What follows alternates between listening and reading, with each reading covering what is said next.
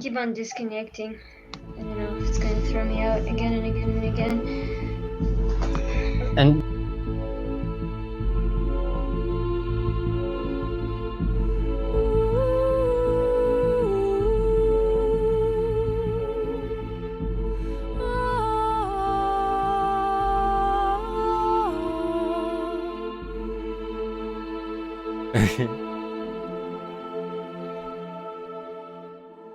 All right, intro's almost done. Okay. Echoing? Yes, here with another TROM-Cast. Number 29. For we are profit. live? Yes. Surprise. Yeah. Surprise. And the audio goes well? Everything goes well? Yes.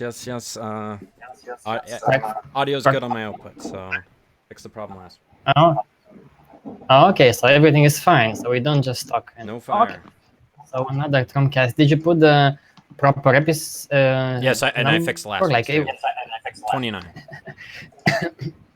Okay, so this time finally we talk about the for-profit entertainment book that we released, and yeah, it's sorry, Dima, you wanted to introduce because I forgot. You have to manage this one. I'm sorry. I'm just okay.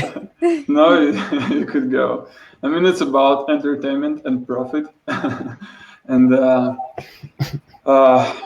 in what state our current entertainment is. And by entertainment, we put everything there, like music, sport, movies, and games, books, social media, and stuff like that, dances, everything.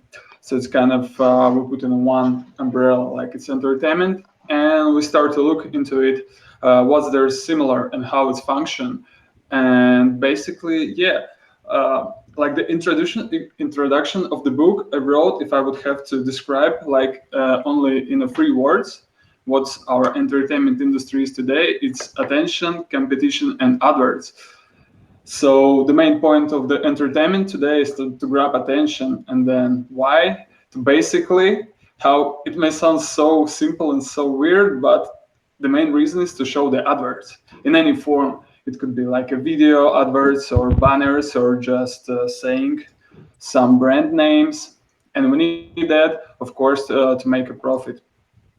And we're doing by competition. So the more attention you get, the more potentially money you can make of. And actually not even maybe you so much, but other companies who basically use your name or your, team or your artist or your band or whatever you are doing. And they basically want to sell more products. And all book is about how this approach influence creators, the ones who create something in an entertainment field, and basically this situation dictates the rules of how everything should happen. And the more you start to think of profit, the less you do about the meaning. So instead of making something cool and something important and valuable, you have to make something that will grab attention, because attention that's the currency of today in this entertainment field. And I think I just quickly finish and then we can discuss. And that's why we see the first section of the book as well. That's the reason why we see more stupid selfies instead of paintings, and stupid songs about sex and love instead of some inspirational songs. And we see celebrities and not the scientists, and celebrities who doesn't bring anything valuable to our societies, and so on. That's exactly the reason they get more attention. And because I want to mention that what is important here, it's interesting, is that Dima, it's also, he knows a bit about the music industry because he's a professional bass player, right? So I think that's even more interesting, because he wrote the book and he went from that inside and then analyzed other parts of the society, from music to dance and so forth. And I was curious to maybe tell us that you're in the book, but how is that industry? Because for how long did you practice? Did you are you in that industry, and what exactly do you do for those who don't know about you? Okay, yeah, I'll tell a bit myself. So there's also like one of the first sections when I tell my story. So that's kind of I have a credit, you know. So it's not only I read in Wikipedia about all this stuff, but actually I live that life in entertainment industry. I've been professional musician for quite a long time already, and I do music like seriously for the last 17 years, I think, or 18 maybe. Yeah, something like that.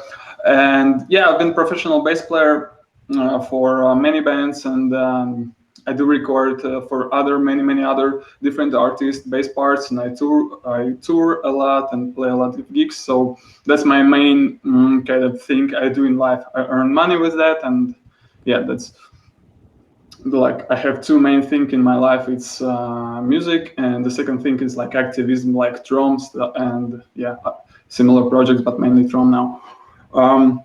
Yeah, and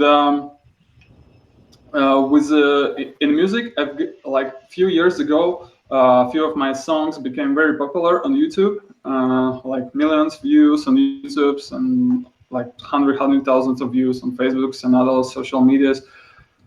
And that's changed quite a lot. When you've got such attention, a lot of brands start to contact you. They want to advertise their stuff through your name because right now you're a hot topic, and everyone kind of want to take your name, your kind of fame, and sell some stuff. So I got offers from like yeah, mainly it was related to music products like bass guitars, strings, amps, and I've got even like offered clothes to wear to advertise in my videos and stuff like that. So after a while, when you struggle as a musician to make, you know, to earn money and just, you know, to make your word out there, you start to accept those offers because you think, okay, that's cool, at least something. They pay you money, you do videos for them. But after a while, you start to realize that this kind of thinking, it starts to influence your decisions. Instead of the song or art or whatever you want to make, you start to think, okay, how to showcase this product better in the next video, you know. And yeah, and I start to realize that, and you know, that I'm being used, and I start to refuse those offers. And as soon as I start to refuse, like all activity gone. So like if you don't accept invitations and opportunities from the brands, that could be like appearing at the shows. Like there's like huge trade shows, music trade shows, or film trade shows and everything. So you go there, you represent some kind of brand, you play there, and there is of course money. They pay you money, they give you a lot of stuff. So if you refuse to do this, you will have hard life because you won't have any opportunities. So after a few years, when I've got like successes, some recognition, I didn't have any even single invitation to play a gig. That's so weird. When I realized that, it's like I couldn't believe myself because wow, seriously, I've got a lot of offers to represent one brand there at this event, there and there, but nobody asked me, you know, just go and play. Like, and that's reality. I think what many people don't realize is that when is this culture of these ads that are inserted as if they are not ads, and like you see a musician playing a guitar or playing some instrument, and you don't realize that they are advertisements for those companies. And you did that as well, right? You know how that works. Yeah, exactly. So the thing it works, like today it's very popular to send any goods for the YouTubers because they earn so much money, extremely a lot. Because at one point I was working a little bit in music, like bass guitar manufacturer, and I was the guy who was contacting those YouTubers and asked them to kind of advertise our bass guitars. And yeah, I just know the price. They could go from, you know, up to 2,000 euros for one video, and even more. It's like music industry. There's not like huge, you know, amount of money. If you advertise some kind of vodka or I don't know, like any clothing brand, the prices could go from 5 to 20,000 per one, even per one picture on Instagram. You know, people could charge so much money. Yeah, and what you actually not realizing that some musicians do videos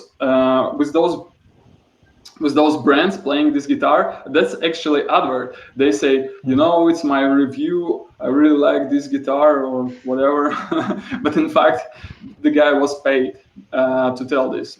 Probably they also get stuff, not only money, probably they also get gear and shit like that. Yeah, but the thing is, if you're just, if you're a smaller channel, because they value, like companies value you by amount of subscribers you've got. If you're the small channel, companies also, they try to make you agreements, so they will not pay you money, but they will give you their gear, their products. It's cheaper for them, of course, because like the same guitar could be produced in China for $12, but will be sold in Europe for like 800 euros, and that's like true.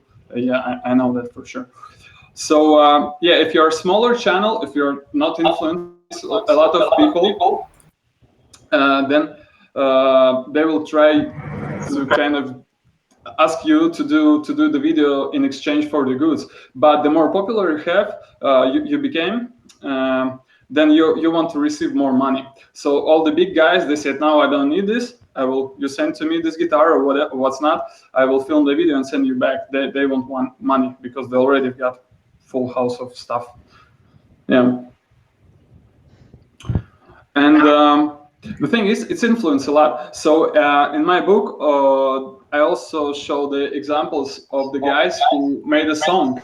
But this song is actually odd.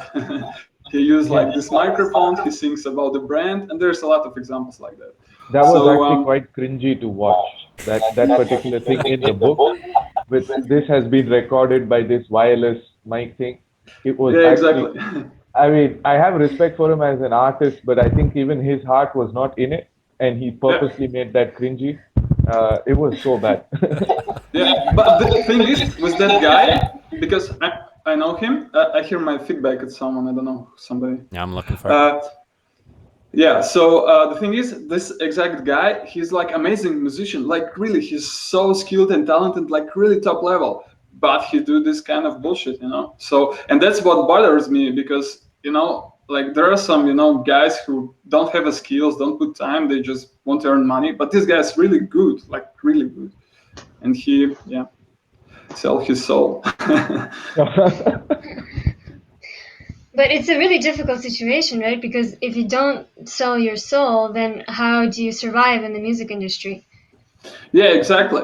And that's, also in the book, there are some examples of what is talent is, and how can you survive. And this, if you don't sell yourself, you actually don't have any chance to earn money. And quite often, the markets is all like music market. It's always shifting from one side to another. Like today is popular this genre, and then the like music labels and recording companies, they will push all artists who work in this genre. At the same time, other guys who play different music, they will be outstep. There will be no chances for them to play live shows or appear at some interviews and stuff like that. And other interesting topic is about like all these talent shows. What is talent? Like I analyzed tons of this for the book of this how they call it, like competitions like Eurovision and X Factor and Britain's Got Talent and The Voice. Yeah, exactly. They all works the same. Like the more shocking appearance you could have, the more something like this wow moment, that there's something unusual, the more talented you are. Like for kids, it's like 100% for kids. If there's coming out kids on a stage and they start to sing with like mature voice, like sound like adults, it's always like super show, super sold out. They always win. And I think that also what you pointed out there that many people may not realize is that music shifted from just music to, I think MTV pushed that quite a lot. They shifted through music videos. Like it's not only about the music itself, it's about the appearance, and it's about the whatever you put there as visuals to get people's attention. And they even make like shows that are worked for not for the music, but for the music video that you make, which in essence, it's not like a bad thing if you to make a video for your audio track, but it's a bad thing when you make it the same goal, like reaching even more people, because you want even more shocking, not only in the lyrics but also in visuals. So you want to make, maybe there are lots of songs that become popular because of the video itself, that not the music itself, not the music, not the audio track. So that's another thing that people may not realize, because they make a lot of money with this. Because here's the thing: imagine this, you have a song, and then you have the video version. You can insert in that video version also advertisements. It's not only a And they simple do. music video, and they do, yeah. And that's it opens the door to a new thing, like a new level of like fuckery that people can do. Yeah, very Yeah, good and point. more ridiculous shit, because you can put more like shocking content into videos, more naked chicks, more just ridiculous shit, I feel like the music videos you see nowadays are just I don't Yeah. you can't think of anything new anymore, and everybody just wants to make something more and more shocking, more crazy. Yeah, exactly. That's the point. To make shocking. That's the only thing. Yeah. And why to get attention so that people are share. There's like a Yeah. term to make something shareable. If you want to make something shareable, you need to make something stupid or shocking. Exactly. And that's like the main goal. And Especially And stupid and shocking together is a very potent combination. Stupidly shocking. That's what it sounds. also, you have to realize that back in the days, MTV was, or a few other channels were the ones who were filtering this content, and probably they have all kinds of deals. Today, it's even a bigger incentive to make something more shocking and so forth, because you run after the views and the algorithm. So you have to do that through YouTube, do that through Facebook, do that through Google, and it's even a bigger competition, I feel like, than back in the days when just MTV was filtering them. yeah, for sure. Like, as a matter of fact, MTV was made as an advertisement channel, and then they thought like, oh, okay, we can use music to advertise other products. It wasn't like, oh, here's a music video and we can insert some products there. It was like, we have to make a channel for advertisement, and then music videos, seems like perfect solution for that. And that was also interesting to realize. I like that line in the book where you say, now we're just watching 24 hours of advertisements separated by other advertisements. I think that was a very good observation. And the same with the radio. It's totally the same. It's like advert after advert. And the radio is interesting because they actually have to be shocking or something. The guys have to have a certain kind of voice, or they have to say things in a certain way to keep the interest going. And which is why you see, I mean, because they don't have the benefit of video, right? So they have to be shocking even with sound, with just sound. And you know what? With the radio, all the songs have to be recognizable. And that's the thing why for other artists and bands, it's like almost impossible. It's like nearly impossible to get on the radio, like on a big radio. Of course, there are some alternatives who nobody listens to, but like on the big radios, it's impossible because they don't want to risk. If like songs are not recognizable, then they will lose audience. And usually they've got like a free set list on a day. There's like A, B, and C. So in A, it's usually from like 10 songs, which get aired like from, I don't know, 5 to 15 times a day, each song. Then B, it's like 5 to 10, and then C is like 1 or 2. Yeah. So at the end, there's like 30 songs or so, which are aired every day, all the same. And if you want to get your music there, usually you have to pay. And I would say in Latvia, for one major radio broadcast, it was like €2 per one song, per one time. So, and they said, yeah, you have to do like at least 5 to 10 spins a day. So it's, and for a few months, if you want to have some results, so it's like €1,000 there. So, and that's for a big station. Yeah, for a big station, you can still pay to get there, or you still have to be like popular first? No, you can get there. You can get even on the big stations, because even those artists, like popular artists, they are paying. and they're even buying views on YouTube. And there were some proofs and stuff in my book, like the big stars like Michael Jackson, Lady Gaga, and Justin Bieber. They were accused, and it was like really proved that they're buying these billion views. And why they're buying it? Because they're influenced. Like, wow, so many people saw this video, it must be good. That's like psychological thing. And it's interesting, even they buying it, Yeah, I mean, it It's fools me. ridiculous. Yeah, it's ridiculous. So it's like, how can any normal person compete? Yeah, exactly. And it's like everywhere. In all these entertainment fields, the situation is the same. It's like one top 1% getting everything, and 99% just struggle to survive. So I think we can speak like through the book by the section. Okay. So the next section is about sport. And in sport it's like competition. And why it's competition? Because it's gets attention. It's something happens, and it's very exciting to watch. And go on to you if you want to talk. I want to say, if you hear an echo, let me know, because I have some problems with my mic. Oh, okay. No, it's fine. So and the sport have to become now it's feedbacking. And the sport have to become more saturated, more extreme, more hot and powerful. And there's interesting picture of those bodybuilders when there's one guy from like world champion bodybuilder in 1965, and then there's another guy who's like winner of the same competition for the last 7 or 8 years. And you can see like how unnatural his body is today. All these muscles and everything. It's just, you just have to see it. It's not like natural. And interesting, in bodybuilding they have like even 2 main categories. Like I forgot like what was the name, but like one is natural and another is not natural. So in the natural they don't use like steroids and any kind of enhancing drugs, and others it's allowed to use them, and of course they're more exciting.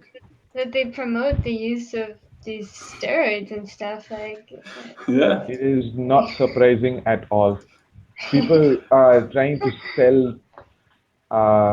fentanyl. I mean, they've been selling fentanyl for quite some time. So steroids, I think, it's not surprising at all. Yeah. And how is that considered a sport? In a sense? Yeah, exactly.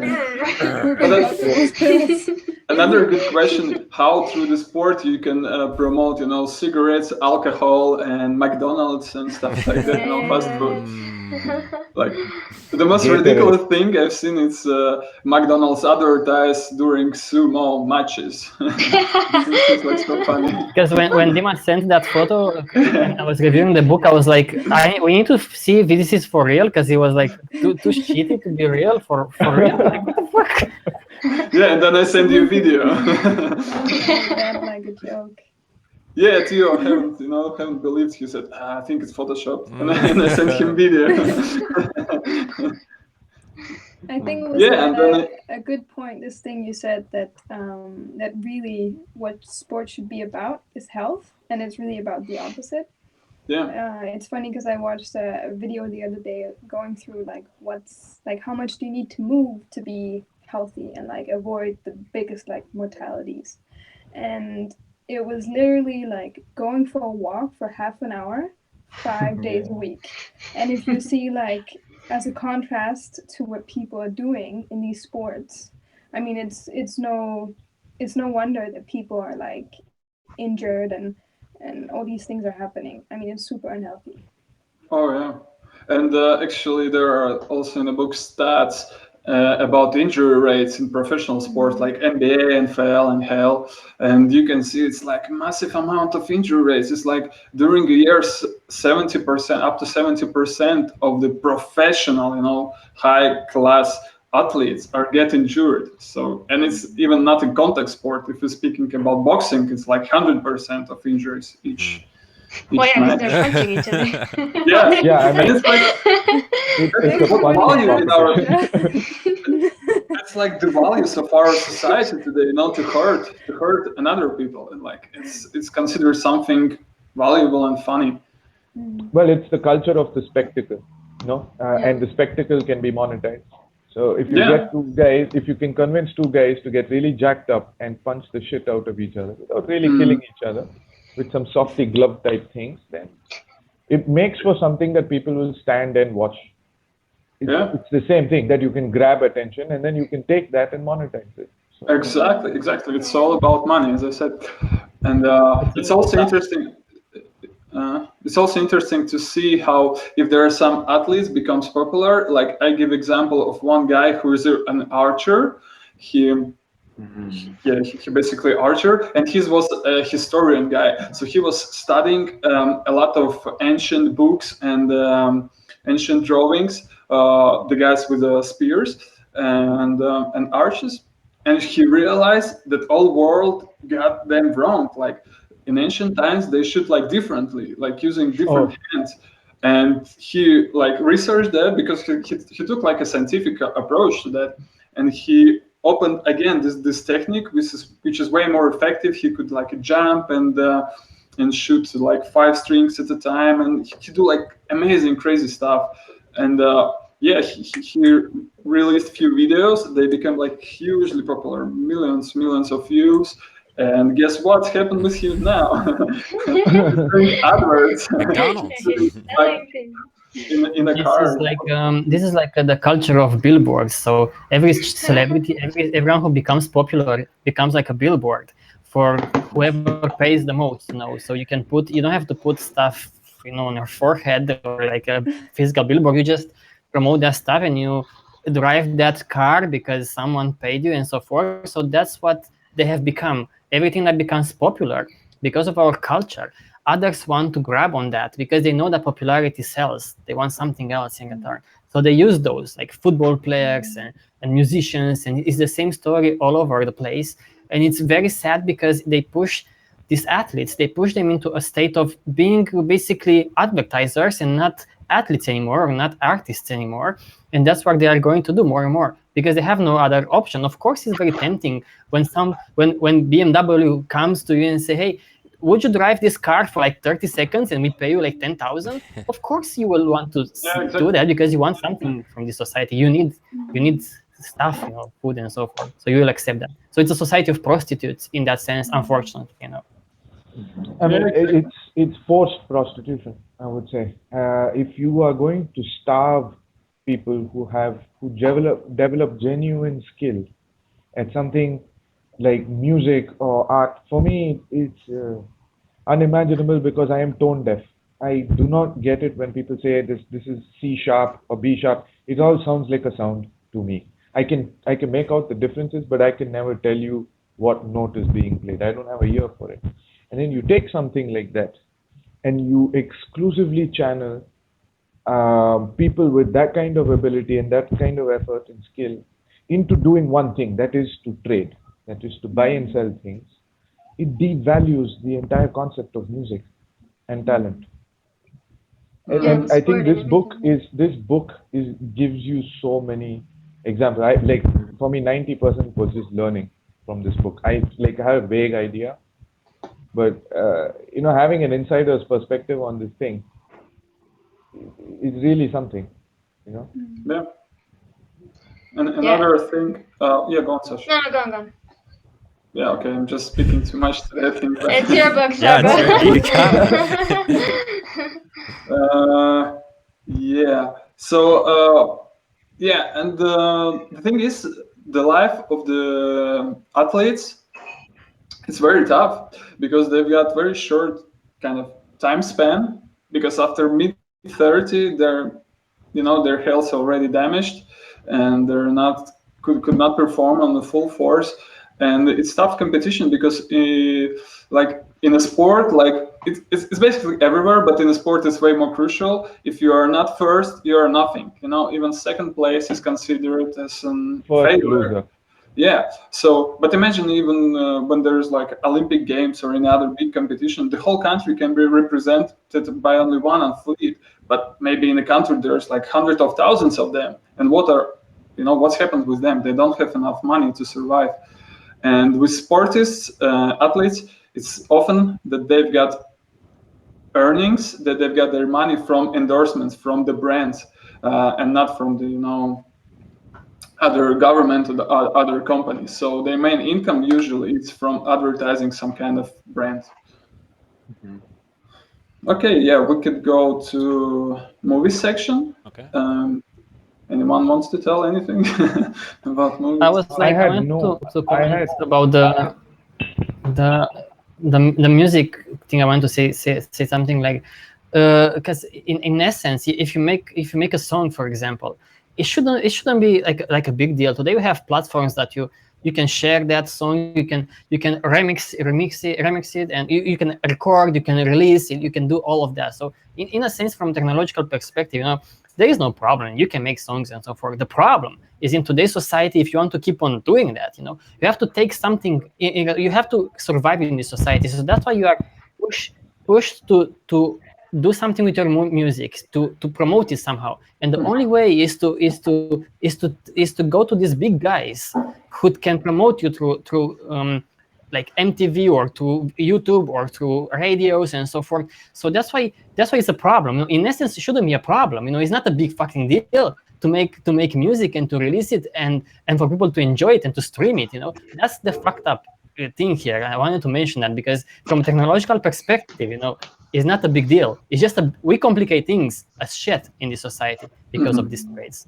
I want to say, because you Dima, you also make music, and you know very well that is you even use open source to record stuff, and it's not a challenge anymore. Like maybe it was back in the days when you maybe needed a lot of other people to pay to maybe remix your stuff, or maybe I don't know, but probably that's the truth, right? It's easier because of the internet and digital tools, and it could be easier for anyone to release music nowadays. Yeah, if we're speaking about music, that's exactly correct. Like technology has become so advanced today, and so the price for them are getting lower and lower. So it's really affordable today. Like really cheaply, you can produce and record music at your home with a top level quality.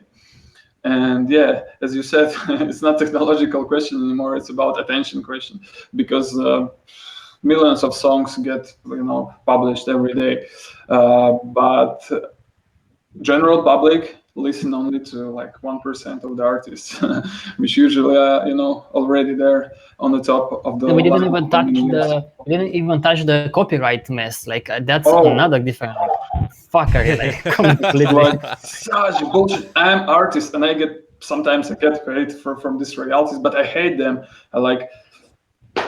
So it's so stupid today in internet era have these realities. Like in internet, it's like not working really. It's such a mess.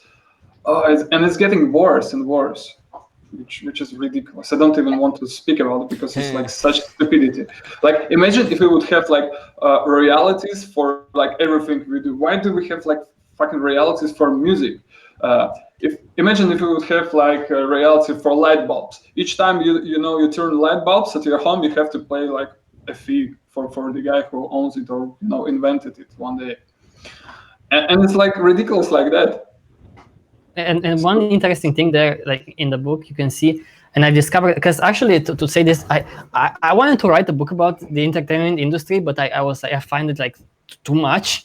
And I was so happy that Dima wrote it, because I had some bookmarked things, and one of the things was like, not many people know that the artists don't maybe write their songs. Like there are some people who write these popular songs and produce them and so forth.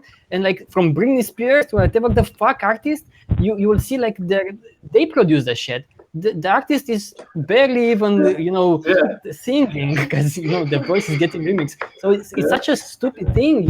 Those artists are just the image there.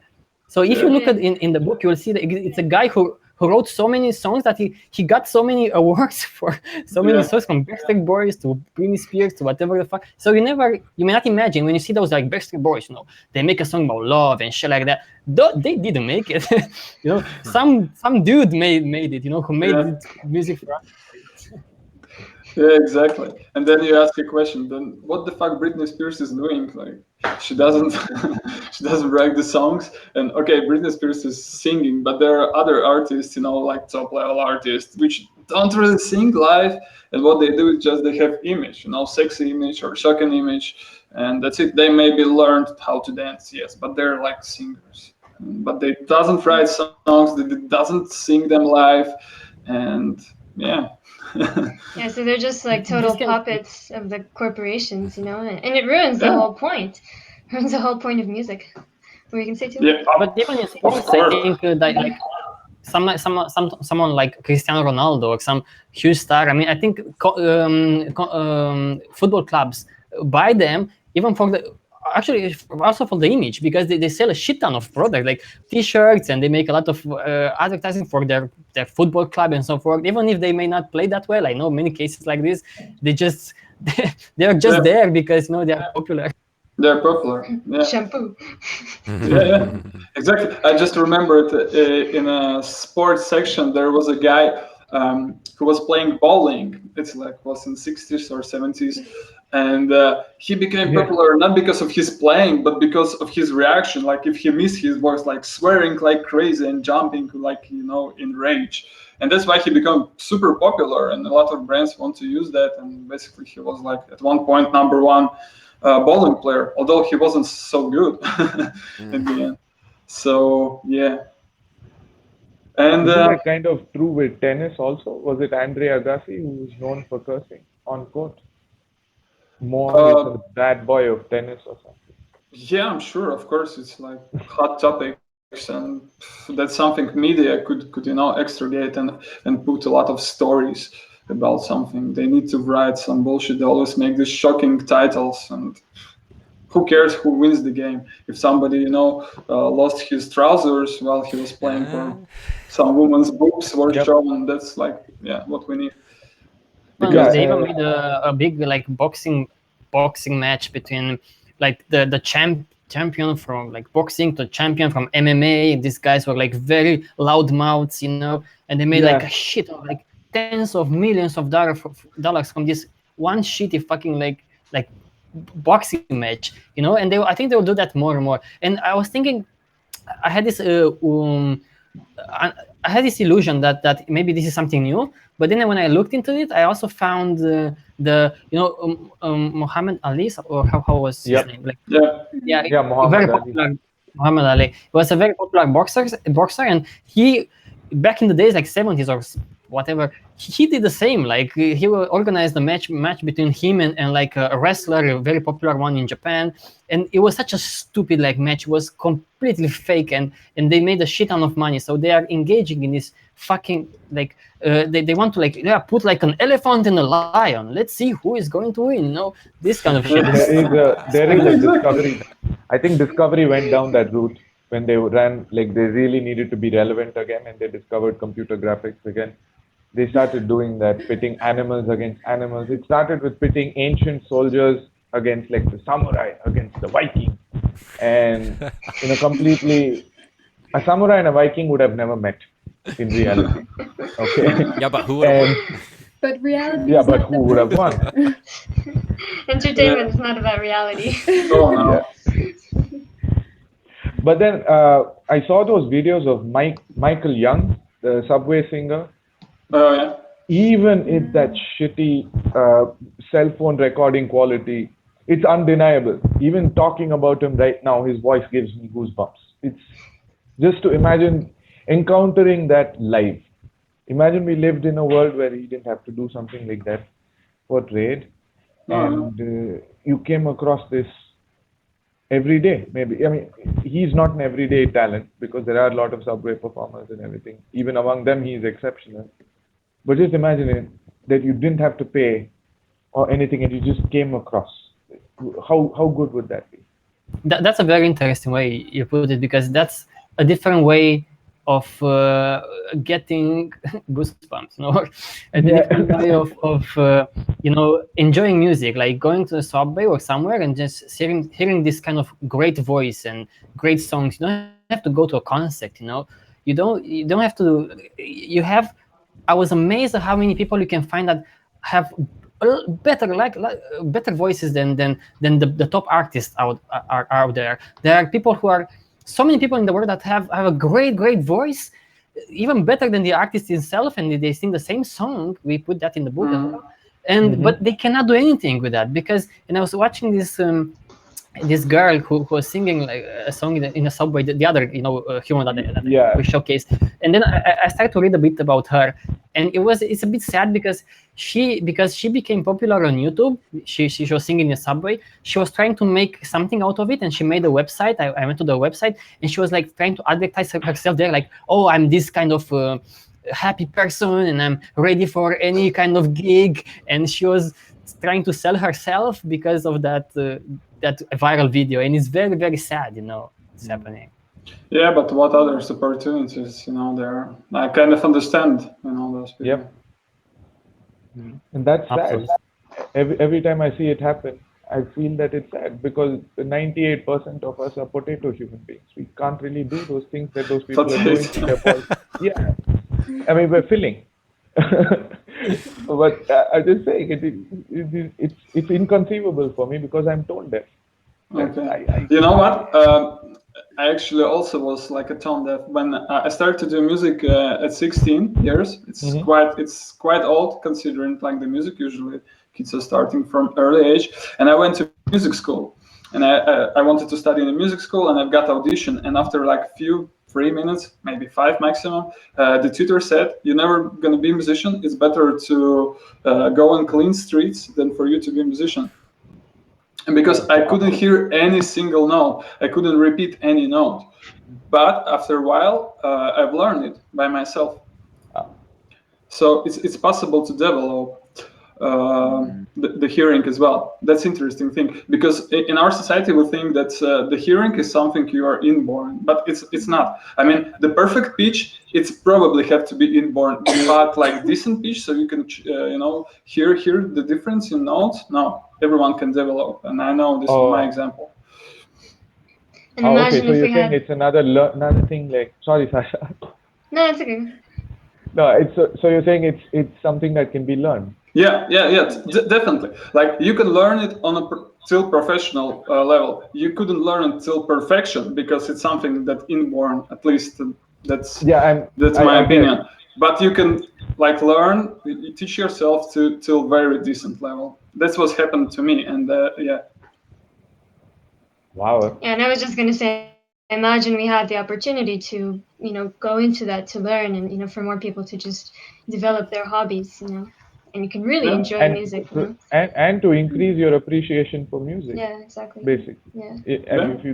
If you can hear the technicality of it, isn't it supposed to be more enjoyable? Yeah. You can enjoy it on more levels, in more levels than just one. Mm-hmm.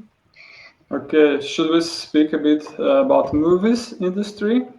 Open that up, because that's a big one. Oh yeah, it's like, have you ever wondered why all the world drink Coca-Cola, use iPhones, wear jeans, like Levi's jeans and stuff like that? It's basically vaccines. Is vaccines? Jeans. Because of vaccines. Vaccines. I don't know. Vaccines, possibly. Some conspiracy theorists might say it could be vaccines or whatever the fuck, but no. So speaking about brands, yeah, and that's because like almost all movie industry belongs to Hollywood. It's they've got like 69% of the world revenue, like almost 70% gets to the 5 companies, which are Hollywood, and it's only 5 companies. And US, it's like from 80 to 85% of them. They basically control everything. And yeah, they put a lot of adverts. There's like movies which have like almost 50 different brands showcased there. And what's ridiculous that sometimes even movie could be like an advert. So in a book I give a few examples. One of them is movie Outcast. It's basically advert of the FedEx and Castaway. Wilson. You mean Castaway. Castaway? Castaway. Yes. Yeah. You know Yeah, the what? movies- Before I read the book, it was right there in front of me, but I never realized it. How could you? But if you thought about buying a volleyball, what kind of volleyball would you buy? No, it Remember, wasn't very his only effective. friend was called Wilson. Yeah. Wilson. Yeah. It's like the main character is a brand ball. Was the only second thing main. keeping him alive. Wilson. Yeah. And it's a ridiculous example, but there's like a lot of movies like that. Yeah, when I went to my parents' house the other day, actually, they were watching a movie on TV. It was called The Cellular, and it was but Nokia 6600 or something like that. But I remember that, and now I didn't realize back then, and I even have had that Nokia, and I bought it in that period of time. And I was like, what the fuck? This is exactly another. The entire movie was based on this mobile phone that you have to talk to some like kidnapped shit. And like Yeah. oh my god, But that's did so. Yeah. Oh no, you got People can taken down save by you an only ad. through the phone. I bought it. Yeah, exactly. Sometimes, and what's funny, sometimes it fits like the script, but sometimes it's just so ridiculous. It's just so clearly visible. It's just the scene, especially insert there, just to showcase some kind of products, which sometimes makes Like no total basically sense. every scene in Transformers. Oh yeah, Transformers is one of those movies where there's like most of the adverts So ever. insane. Are you telling me that those superheroes who fight in inside of McDonald's is like it's just not random there? Like shut up. Yeah, exactly. Dima? Yeah, and then when you look what are the movies all about, it's always the same story. It's like there was a good phrase. Let me remember: defeating your enemy and getting rewards, and it's pretty much sum up all of those movies, where we always have to find and to win the obstacles, and then we get like reward. And that's the only scenario we have, which is like repeating all the time in every movie. And then the love stories. Aaron, you want to say something? Yeah, it comes in different flavors, like the same story in different flavors and repeats repeats all the time. And why? Just because it sells best. Like that's what can sell very good in our society. Yeah. Yeah, and And so it- across the globe too. Hmm. So it needs to be simple. Definitely. Yeah, because- exactly. That's why we see so many low jokes, low content jokes. So that's people who are from different culture, they could understand this kind of language. It's everyone could understand if you punch somebody or somebody fall down and everybody laughs. And I don't know why it's considered funny, but like it's easy to understand. And I remember the 3D thing when it came into like mainstream. Like every fucking movie was now 3D, like a new version, but it's just now it's 3D. Yeah. You see 3D. Like they abused that thing completely. Everything was in 3D. Even porn was like porn 3D.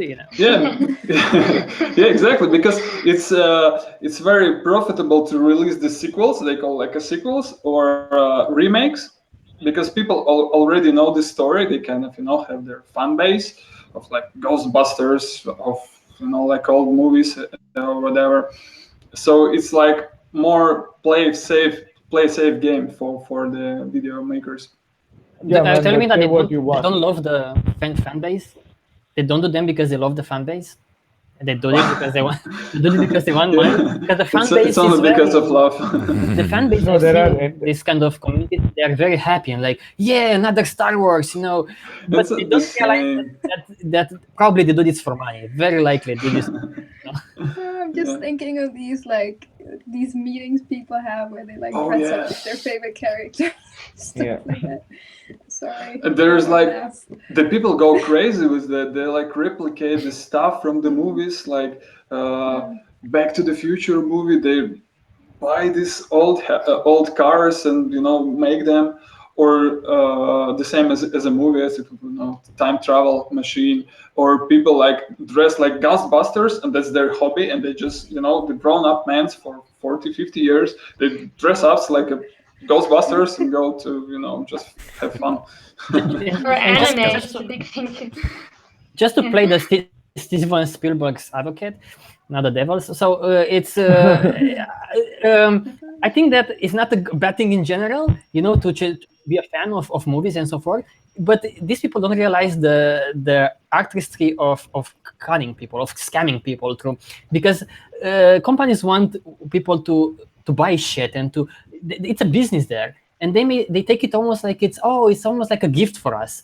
Oh, look at the new sequel. It's a kind of like a gift for us. But these companies make a shit ton of money from even like Comic Cons, is like these conventions, or all kinds of such, like people when they dress in, what they don't realize is they act like advertisement for these big companies, and they don't even get paid, but they promote their own the same kind of shit. That's the problem that I see here. But I'm pretty sure there is something called a professional cosplayer who can be paid for appearances. Yeah. Yeah, sure. Yeah. But Or there- Dima, I had a question for you. Yeah. When you were looking up this thing that people are reselling the same scripts, did you ever come across this thing that there are only 7 plots, seven different kinds of plots to every story? So one is overcoming the monster. The second is the rags to riches story. The third is the quest. Fourth is the voyage and return. Fifth is rebirth. Sixth is comedy, and seventh is tragedy. Like basically all plots fall into one or two of these categories. Yeah, exactly. Yeah, that's what I said. It's defeating your enemies and getting the reward. That's all we have. That's all our values. We have to, fight hard for your love or for the money. Usually, it's like quite often it's either love or money, and then you get rewards. And it could show in any genre, as a comedy, as a tragedy, as a horror, and everything. So it's like a very long music video. Good point. Good point. What I think Yeah. is really sad is to see how when people's heads are filled with these things, that then values are developed out from that. So people think that the bad guys are in jail and they don't understand them because they're just bad guys. They need to be defeated, and they develop high dependency relationships with lots of trade, and they don't know how to communicate because they're screaming at each other and blaming each other. So it kind of creates like a, an exacerbating loop in that way, that they are filled up with all these things that create values that then demand these movies more. So Right. that's why things are getting so extreme and more extreme all the time. Mm-hmm. Yeah, It's like a weird perverse feedback loop. Yeah, exactly. It conditions you to want something, and then you must consume it, and that only makes the problem worse. Yeah, Yeah, just like exactly. with shocking material. From these movies, all our values are from. Like everyone in a childhood watching the same movies, they have the same ideas about the world, about what is good and what is bad, which actually also quite questionable. Is there such thing as a good or bad? Everything is relative. And yeah. This is how the force of trade functions up. Because, for example, if I want to make a movie, I want to get something. I want to get some profit back, and to do that, I have to play by the rules and not make this movie too original because it's too risky. I need to make it as dumb as the other movies so Exactly. that it catches on. So because I also, if I'm a scriptwriter, that's another. It's a big problem to make movies in today's world. How can you make movies? Because if you want to make movies, you completely 100% depend on these few companies on top. Else, your movie is like you don't have the. You need a lot of time to make a movie, and you need maybe gear and so forth. But no one will see it eventually if you just make it and put it on YouTube. So you depend on these companies, and what all these companies want? They want the same. They want some profit. So they will reject your movie if it's too risky for them. They will not take it into account. Of course, the new Iron Man 546 is going to be good because people already love Iron Man. So it's a good we love bet for him them. 3,000. 3,000, yeah. So yeah, even in the year after 200 years from now, you will see remakes from like Iron Man and Avengers and all For of this. sure. And 100%. interesting that behind these I've run out videos, of ideas. It's just remakes of remakes of remakes. Yeah. oh, Yeah, I just wanted to say that behind these superheroes, there's this company called Marvel Avengers. Maybe you know this, of course. And yeah, it's just the same story with different characters, different superheroes, and just They keeps own the repeating all the superheroes by time. the balls, you know. Yes, exactly. All of the superheroes are there, you know. And then they Yeah, make a special edition where multiple superheroes are in one movie together and they fight Oh my against god. them. I think that's so freaking ridiculous. out. Yeah, I used to watch movies a lot, but today I don't. For the past years, I don't watch movies anymore because I discover documentaries. But I've seen some, like, I cannot escape the publicity and because I want to see what's out there, and I think they're making more and more movies like, let's add more superheroes that they fight with each other. So because Yes. the poster looks like from Toy Story to Superman is like all of those together, wow, almost like it's a porn with all of the superstars. They reach a level of ridiculosity. I feel like that is beyond. Wow. Yeah, I think Superman, this. Yeah. isn't that the same like that boxer like Floyd Mayweather versus the other guy? No, it's kind of the same kind of Except their mentality. moms didn't have the same name. I don't know the story. The Superman and Batman stopped fighting because both of their moms were called Martha, and then so it was this mummy sentiment. That's Yeah. so stupid. Don't Yeah. ruin it for me, man. Yeah, I mean, like, You know, this thing about it going more and more like stupid and more like fictionary and less of like valuable information. I think is also this whole thing. You know, it also plays into the way that our world works. That everyone's at their job the whole day, and then they come home, and they simply don't have the brain space to actually learn something. You know, because they've been They listening just- to stupid people the whole day and like running around and stressing and making phone calls and whatever, you know. So I know Just often watching a movie, I'm it's telling stuff to family members, and you know, even though they're like trying to seem as if they're listening a little bit, I know they're not, because they just can't. There's no space in there, you know. They just no, want they to need watch that something feel-good stupid. juice. Yeah, exactly. And the kind of like short term like high of the drama and the colors and all that. The dopamine. Yeah, whatever's easy for them Exactly. to handle. And as a result, their heads are just filled with fantasies, you know, and it's, you know, and it's hard for them to take into account something real, you know, to understand how this world actually works, or to care about it, or to care about anything real, you know.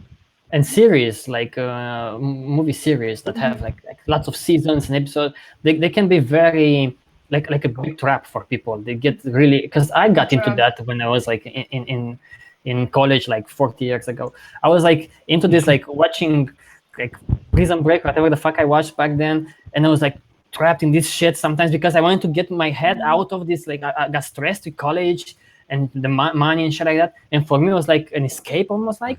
So I understand very well that people, you know, work all day long. They don't want to see a fucking documentary or something, you know, that puts them into like this focusing state.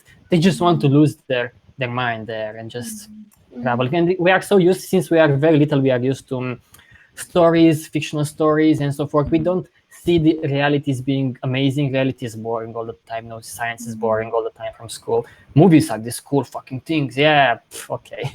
You didn't see many documentaries, because if you were to see, like, you will realize that the reality is much more interesting. But again, it's hard to get those people to watch, you know, more relevant content. So it's the perfect match here between people being busy and companies wanting profit, and it's like we feed each other, you know.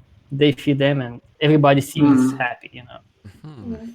And also, you could be a little bit outcast from the society if you don't follow the mainstream movies or media. You know, you go, oh, you seen this movie? No, this new Transformers. There was this section. Or I've got like several times in my life, for real, like the story. Oh, you know this? It was like in a Game of Thrones, and they always speak with me like as I would watch this movie. I never watched it, and I'm like, I will yeah, never you know, watch it. this place was there in this movie. And it's like so normal that everyone knows this movie and knows what's you know been in that movie, so they don't even ask you. It's like understandable that you've seen that movie. Yeah, but Dima, now is the best age for not being a social outcast. Even if you don't follow, it's like Game of Thrones. I only know what's going on because I only browse Game of Thrones memes. Yeah. Like I haven't watched a single episode, but I watch all. I get all the memes, so I can hold a decent conversation. Like I can't get into the I wouldn't even I bother. can't talk to a I can't talk to a fan. I don't even know what's the idea. It's like it's a game of chairs. Yeah, Or yeah, No, it it's is. not. It's not like yeah, it is. But there's one chair. It's very spiky, Yeah, yeah. and the people are also very stabby. And everyone wants to sit there. I know that Yeah. someone was like sending me an email about when we said that we are going to release Trom-Jaro, and we had this wallpaper for Trom-Jaro, and he was like, "You put this like with the wolf and everything, like it's a reference to Game of Thrones." And I was like, "What do you mean?" I didn't get that. I still didn't get that, but okay, I don't know. Do you know what Trom's about? Yeah, It's a game of drums. of Thrones, Game of yeah. But I think it's also like a little bit of a sad waste of life to spend most of your life just watching some action, to watch something else happen. When I lived in Hawaii, I lived in like a share house with a bunch of people, and they would stay inside and all watch this Game of Thrones. I never joined, but they would all just stay inside this dark room, in a beautiful place where sad. there's like mountains and ocean, and you can surf and hike and whatever. And we had internet, you can use, you can learn real stuff or go outside and have fun. But no, they were just inside in this room, like just watching the show. And like it was like a drug because they would watch it all day, every day for like Gotta weeks binge. at a time. I was like, what the fuck? Like I don't even want to join in because I don't want to waste my time. You do realize how weird those we are now. We are like really weird though. Like I don't think you'll find 6, 7 people discussing in this kind of way about movies. I don't think so. Yeah. But it's not like I hate movies or that I say that movies are shit, they're meaningless and so forth. But they are made to trap your attention, So you have to be paying attention to this. That's their main thing here. They release a new Game of Thrones seasons not because they are very passionate about this shit, but because they made a lot of money. If they didn't make money, they wouldn't release anything. So Yeah, exactly. That's the harsh truth. If something doesn't make money, it won't be released. And that's we can shift to games section, and that's exactly the case. So there, games could be one particular game for major gamer developers could be in production for several years, and they realize this game probably is like high probability this game won't make a profit, and they just cancel the whole project like the years of work because they will lose more money in the end.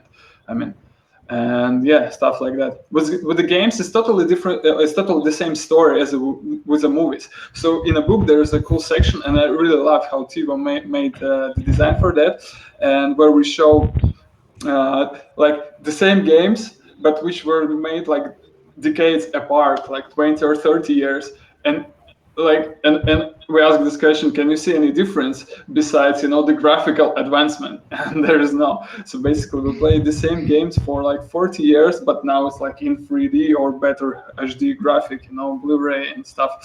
And like the big game, the trade game. yeah, it's like the same values. We could see it's like 40 years apart. We still kill each other. So we are driving cars. Who is the faster? And we fight each other. So and it's really funny just to see that those examples of those of these games. It's exactly the same. Just now it's way more cooler graphic. I think games became such a cancerous thing because of the micropayments and all kind of shit like that. I think Cody knows this very well. Yeah, it's what can you say, Cody, about that? Because I feel like we are kind of the same age. So I played games when I was again like 50 years ago when I was in college. So I was like those games back then were a bit like still like you have to kill and shit like that, but less trades in a sense. Yeah, Today yeah. it's like you have to buy this, buy that.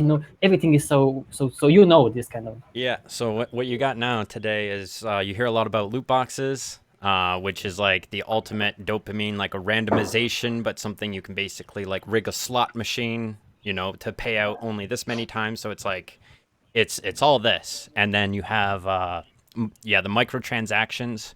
What really makes microtransactions insidious is basically the pay to win model.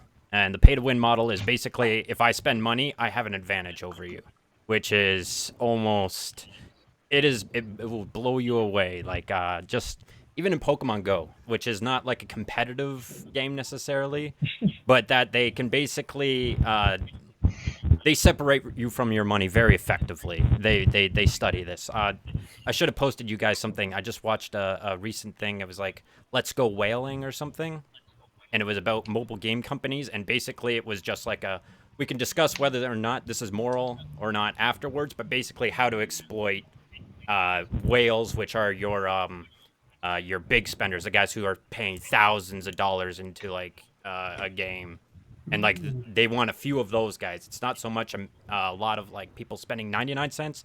It's a few guys spending like those are your guys. So yeah, Why do they do that? A whaling or pay to win? Why do people pay money to win a game? Oh, are you okay? To win a game. I think you answered your own question there. You would have to play one to understand. You know how. Yeah, because Sasha has to learn. Sasha has to learn a lot about gaming because I showed her a photo of like esports. Esports are these big events for gamers. I had no idea. And she had no idea, and she was like, "I don't. That's serious." Yeah, she has no idea. A 16-year-old. I had no idea. Why would you watch other people play games? That's the thing. Like even with sport, I find it a little bit insane. But this is a game where they're not even moving. Like it's on a screen. Well, yeah, like, the talent is represented. Doesn't make any sense. They're very funny. They've got like basketball games. Yeah, the esports games that are actually sports. And other people watch them playing basketball. Really? Yeah, yeah. It's actually one of the biggest things is like the FIFA thing, and yeah, like basketball. FIFA They've got championships and like huge amount of money can be won there. You can go anywhere and pick up a controller and say FIFA. Somebody will like come to play with you. It's that big a deal. Yeah. I won't. And okay. but can we like what is this bad? Is this really bad? Let's see. What do you think, Cody? Is this really bad? I mean, I would say. So what that other people watch others, playing. Oh, that I don't have a problem with because I mean you can come watch me play on my Twitch stream, like anytime or whatever. There's another aspect to it. So it's great. if it's alive, there's almost like a community like interaction kind of thing. So there's like an extra layer to like you're not just watching necessarily like I guess XQC. Like if you watch him play, you're basically watching just a top level player being a top level player, like a guy who would go to like esports or something versus maybe like more on the entertaining end, not so much talented maybe game wise, but like whatever. You enjoy what they have to say. Watch. Yeah. It's, so I mean, there's that aspect, but anyways, the pay to win model is absolutely like, I mean, for you, I can tell you that it's discouraging for anyone who can't afford that. And like when they really like they have these insidious things where basically, say you like join a new game, and they'll just show you an advertisement, and it's like for like $40 or something like that. Right, and it's like, oh, well, that's absurd. I'm never gonna. Get out of here! Like X that out. But they'll come back to you. They'll hit you in like maybe like half an hour, the next day or something. They'll be like, this same package or whatever. How about like $14.99 or whatever it is? And then it's like, you basically there was a term for it, but basically by that first advertisement, they set your expectation for what the in-game currency is worth. They know you subtly. Yeah, exactly. They study you. It's Freud. It's like using all these psychological kind of human behavior tricks to just colors, where they position things, making like the X grayed out or hiding it. Like there's so many layers and techniques that you is so just fucked up. No idea. You have no idea what's going on. Wouldn't you consider it to be cheating? Cheating. Like, I feel like if you pay to win a game, that's cheating. That's exactly it. It's like, excuse me, ma'am. Isn't this how the world works? Like, when I was a child and I played games, if I paid to win, that's considered cheating. Yeah, well, I mean, fucking apply that to real life, and it's pay to win. I mean, really. Yeah, exactly. And then you lose the whole point of playing the actual game. Exactly. Like that's the thing I've always had against like cheating and everything. It's like, if I'm cheating to be the best, how am I I just prove to myself that I can do it, not with my own ability or whatever, but that I have wall hacks. I have something you can't do, or I'm invincible, or it's like, I won the game, but it's like, what are you actually drawing the satisfaction from if I just, slap down $1,000 and it's like, okay, well, you won, you had better guns and more ammo. Congratulations, everyone's trying to fist fight you. That's like where this is headed, honestly, and like, yeah. And because of mobiles, I think because of mobile phones, Mobile is they invaded this kind of like mobile is the biggest. I think it's crazy. It absolutely exploded for a couple reasons. Mobile is not gaming. Oh well, yeah, I will agree with that. But they basically I mean, Mobile is not gaming. It's not.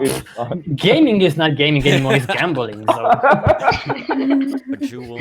so because Candy they all, Crush is I see, on the phone. exactly Yeah. it's even for children. You see children getting used to this kind of mentality of you can pay to get more, to get advanced in the game. Yep. So all of these games, I feel like they are filled with such things, from advertisements to micropayments. I don't think anyone makes games anymore unless they include those fucking things. And it is amazing, because back in the days, it was still shitty, but I feel like today it became so shitty that it's puking. Like you feel like puking when you see these fucked up things.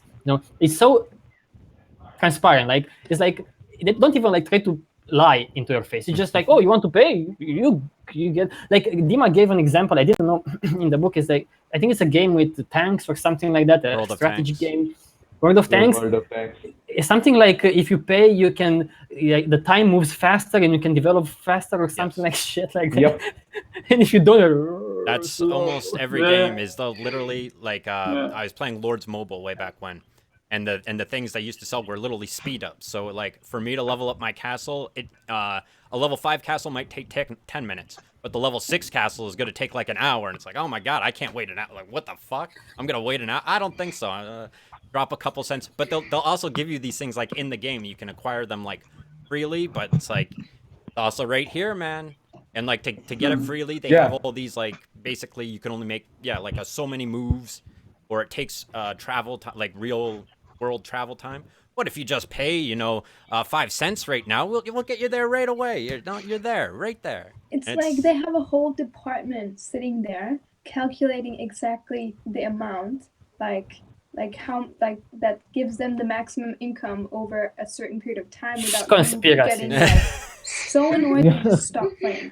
And I think that's really something that pissed me off. This thing that we have this big data and all this knowledge and all these specialists. Like so many people know so much about the brain. And I was watching this documentary about Amazon and the data, and actually they know out from the data about women being pregnant before they know it themselves, because of what they're buying. So they know, all right, so when that's maybe a hormonal thing, that suddenly you have other like needs or whatever. But imagine if they would apply these things to like actual stuff that we need. Like these people could take these behavioral patterns and say like, all right, so who gets Alzheimer's and what can we see from that or whatever. It's just crazy that all the people that know about the brain, they're sitting in a marketing department. Because it's a profit. And that's it's a funny story with that thing being pregnant, because it started with I think Walmart or some other company, and they sent at home to a girl, they sent like a pregnancy test, and the father received the package and he was like, what the fuck, are you pregnant? He went to the daughter, and the daughter was like, I don't know, I don't think I am. And they went to the Walmart and made a complaint, and Walmart was like, based on the data what she bought, we sent her like pregnancy tests. Yeah, it was a big story. A free one? Yeah, it was a big story. It was like Imagine another if that was used for something that could actually benefit people. It's so insane. And that's the same with everything. Same with entertainment. Yeah, exactly. I also give example of like neuromarketing, it's called, when they analyze your brain, and that's actually going back to movie industry. What they do, because the trailer of the movie is the kind of main key point for getting people to watch the movie, to buy the ticket or the download. So the trailer for them is super important.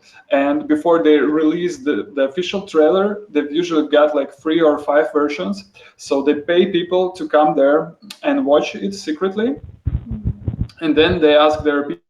But also sometimes they like connect their electromagnetical sensors to their brain to look at their brain activity, and look like on a such level how they react to one trailer to another. And based on this information, then they release trailer or improve that or change that. So imagine like, when like how science can go bad, and just to sell more stuff.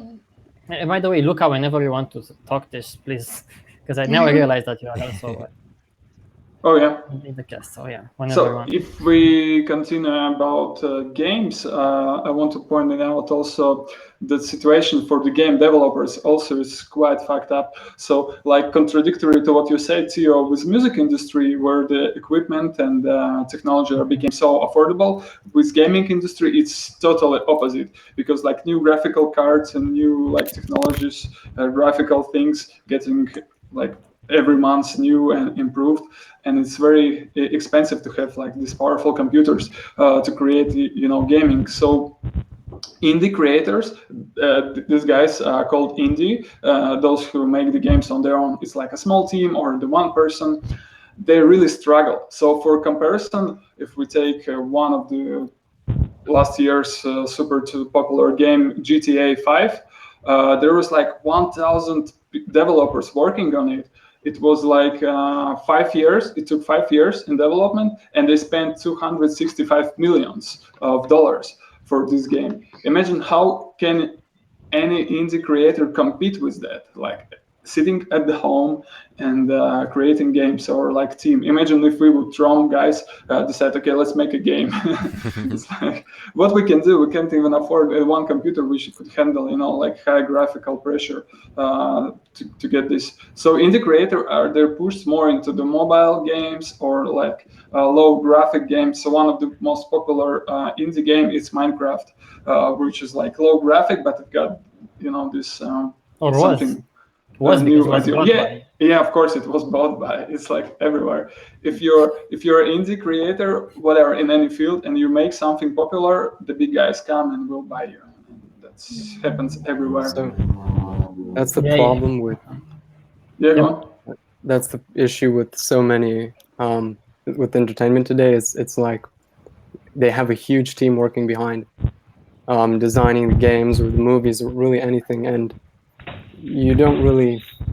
It's all based around attention and just getting you hooked. So it makes it Yeah. really hard for anyone else with original, unique ideas to come Probably they forward. invest even more in advertisement and promotion, than in the game itself. Like I've seen in when I was doing, I tried to do my research as well for this kind of topic back then, and when I tried to make a book, and what I realized is, for example, on mobile app stores like Play Store, you get to see the same game is 100% the same game, but is named differently, and it runs on different kind of ad or revenue schemes. Some is like with ads, some is more like micropayments. So it's almost like the same game. Probably they just copy the same game, they just change a little bit here and there, and they just copy paste it in many different ways so they can see which one gets them the more revenue stream.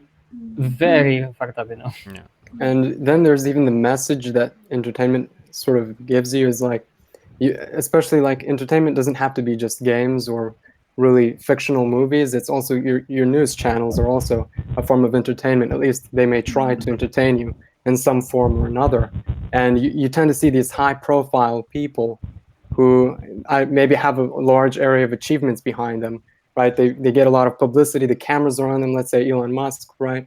Or really any major well, capitalist, of course. That's what it is. It's all about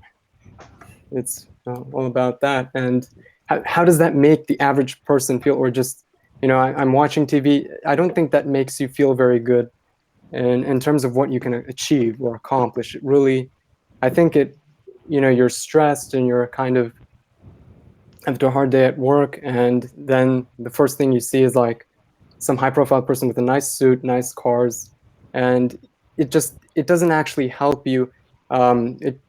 achieve something yourself. But So why can we not stop watching this kind of thing? It's everywhere. Because it's a culture. Like that's something what Sophie pointed out. It's like our lifestyle when people are at work like 8 to 10 hours a day, then they get tired home. They just don't have this free capability of thinking anymore. They just want to relax and do nothing, and that's also a major contributor.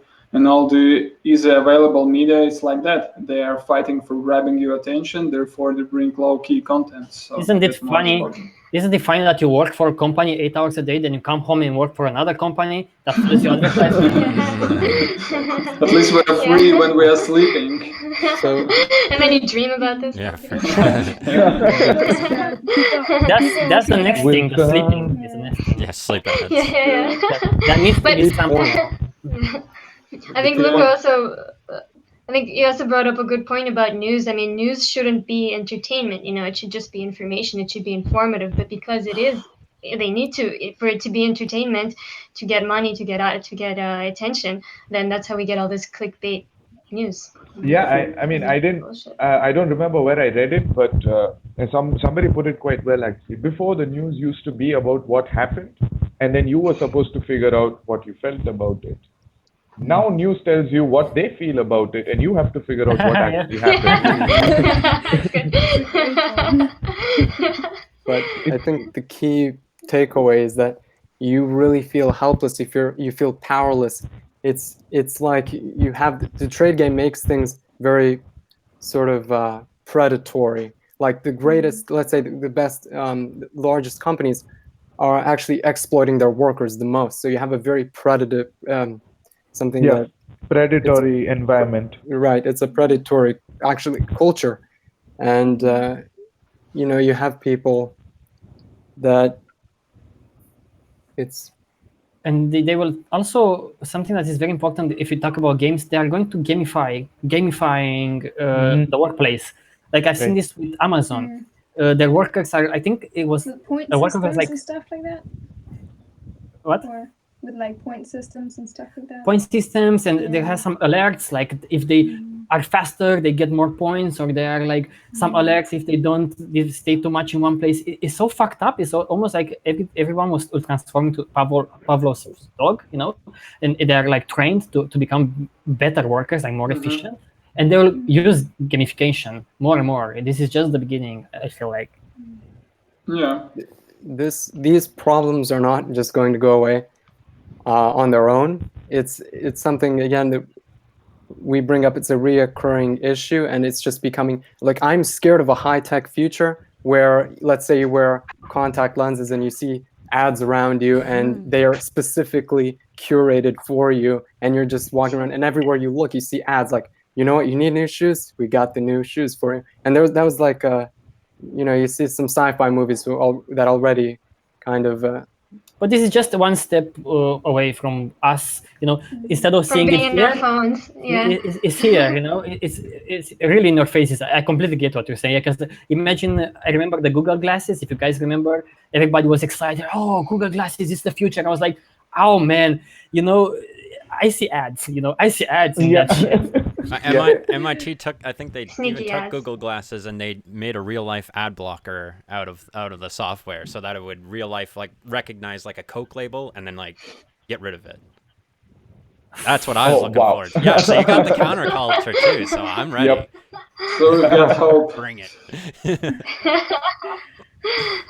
Okay, but if we're speaking about books industry, it's the same, like everything. So that's the interesting thing about all these different entertainment industry. They all function the same. There is no difference.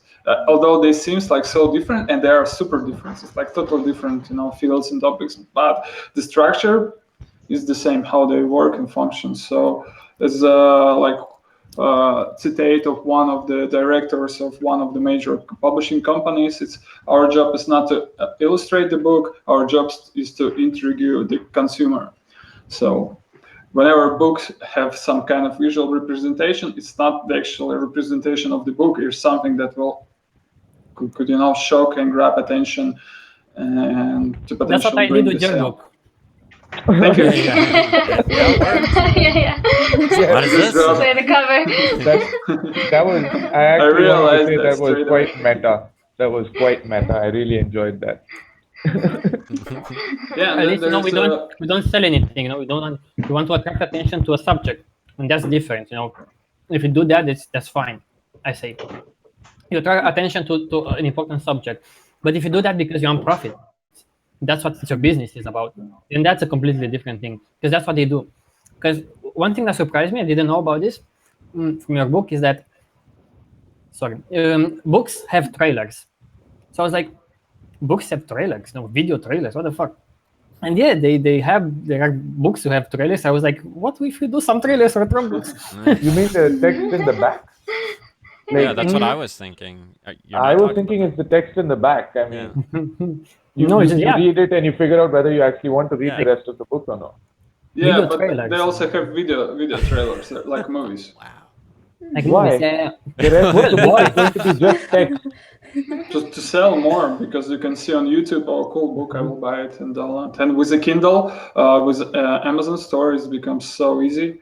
And like speaking about Amazon again, so they kind of own the ebook market. They've got like 80% of English language books worldwide, like 80%.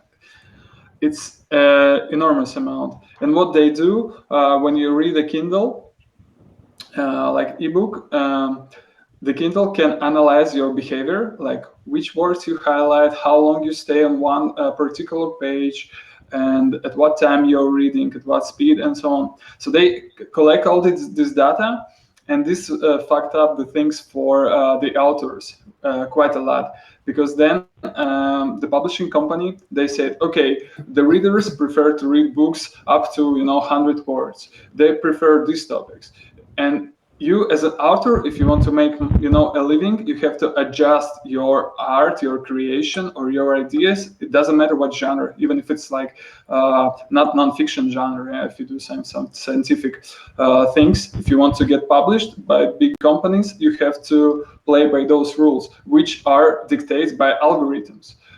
And the only point for this algorithm to work, it's not to improve the book. Publisher don't improve your book except the literacy. Yeah, that's the only thing. They are changing to sell it better. And that's the problem with all creative industries. Your art, your creation, your thing you're doing always will be adjusted, cut and redone, not to make it better, but to sell better. I mean, Yes. it's quite obvious even when you compare two similar pieces of fiction. If you compare The Lord of the Rings to George R.R. Martin's Game of Thrones books, the subject matter is quite similar. But R.R. Martin prefers to focus on petty human politics, while Tolkien went around inventing his own language, writing songs. It clearly wasn't a book that was written to sell better. It was written to, to expose you to a world that a guy thought of.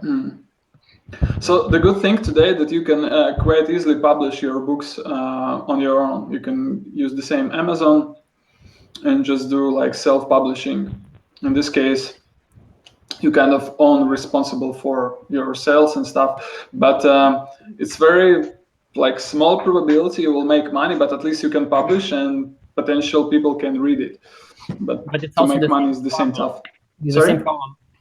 If you publish on your own, you will face the same problem. Like you said, the word there that is very interesting today is dictating. Like algorithms dictate like how people are writing. Like in the past, maybe dictators dictated, But in today's world, this force of trade dictates, how we write stuff, what we write about, videos and so forth. So even if you are self-publishing, for example, and yes, it's a great advantage to do that. Maybe even this thing on printing on demand, so you don't have to print so many books. You only print whenever people buy one.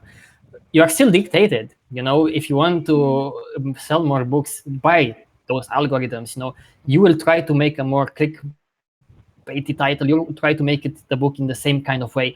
And this is very interesting.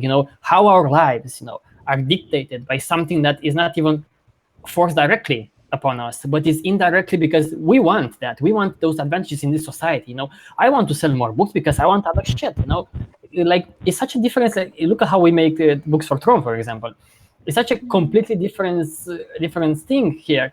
We just make the books and we don't give a fuck, and because we don't give a fuck, we make it as best as we can. We don't try to get anything in return, and that's it. It's no, like, we have no copyright on it, and it's available in multiple formats. It's completely opposite from the way that people write books in today's world. Like, I don't think I could sell Tron books because of the way that we make them and the fact that we don't make them clickbait and so forth. If I would, yeah, and from someone who is writing books, for the past years, I can tell that if I would make money out of these books, it will fucking ruin my writing style. Oh yeah, for sure. Everything. Like, even if I will say no, I'm untouchable. No one is untouchable. It will fuck me up. Of course.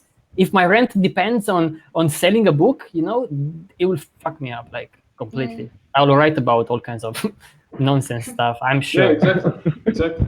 That's the example I also gave in the book. Imagine if you want to make a living and you just can't afford to write something scientific based, where you need to do some research and spend a year or so to write a book. No, you just have to do some quick fiction story, and you can release 4 books in a year, and you get more chances of earning money.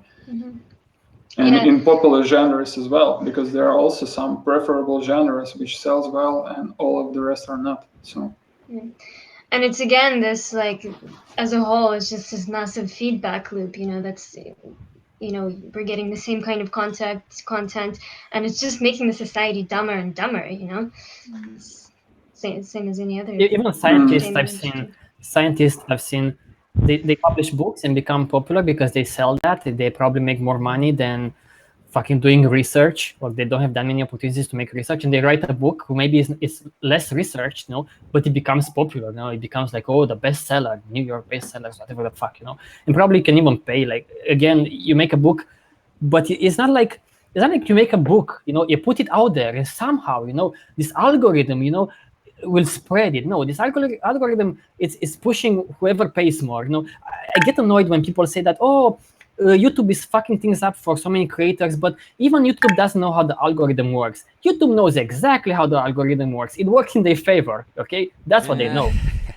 Same is for Amazon, same is for everyone else, So that's the idea here. They will push content that will make them more revenue. And this goes for every fucking thing, It's not a mystery. It's not like people have this thing in their minds. I've seen recently a YouTuber who gave up YouTube after 10 years because he said, like, my revenue dropped like to 0, and he was so apologetic, and he was like trying to say that, YouTube doesn't even know, this algorithm, how it works, and I feel sorry for YouTube, and shut the fuck up. They know very well how it is working in their favor.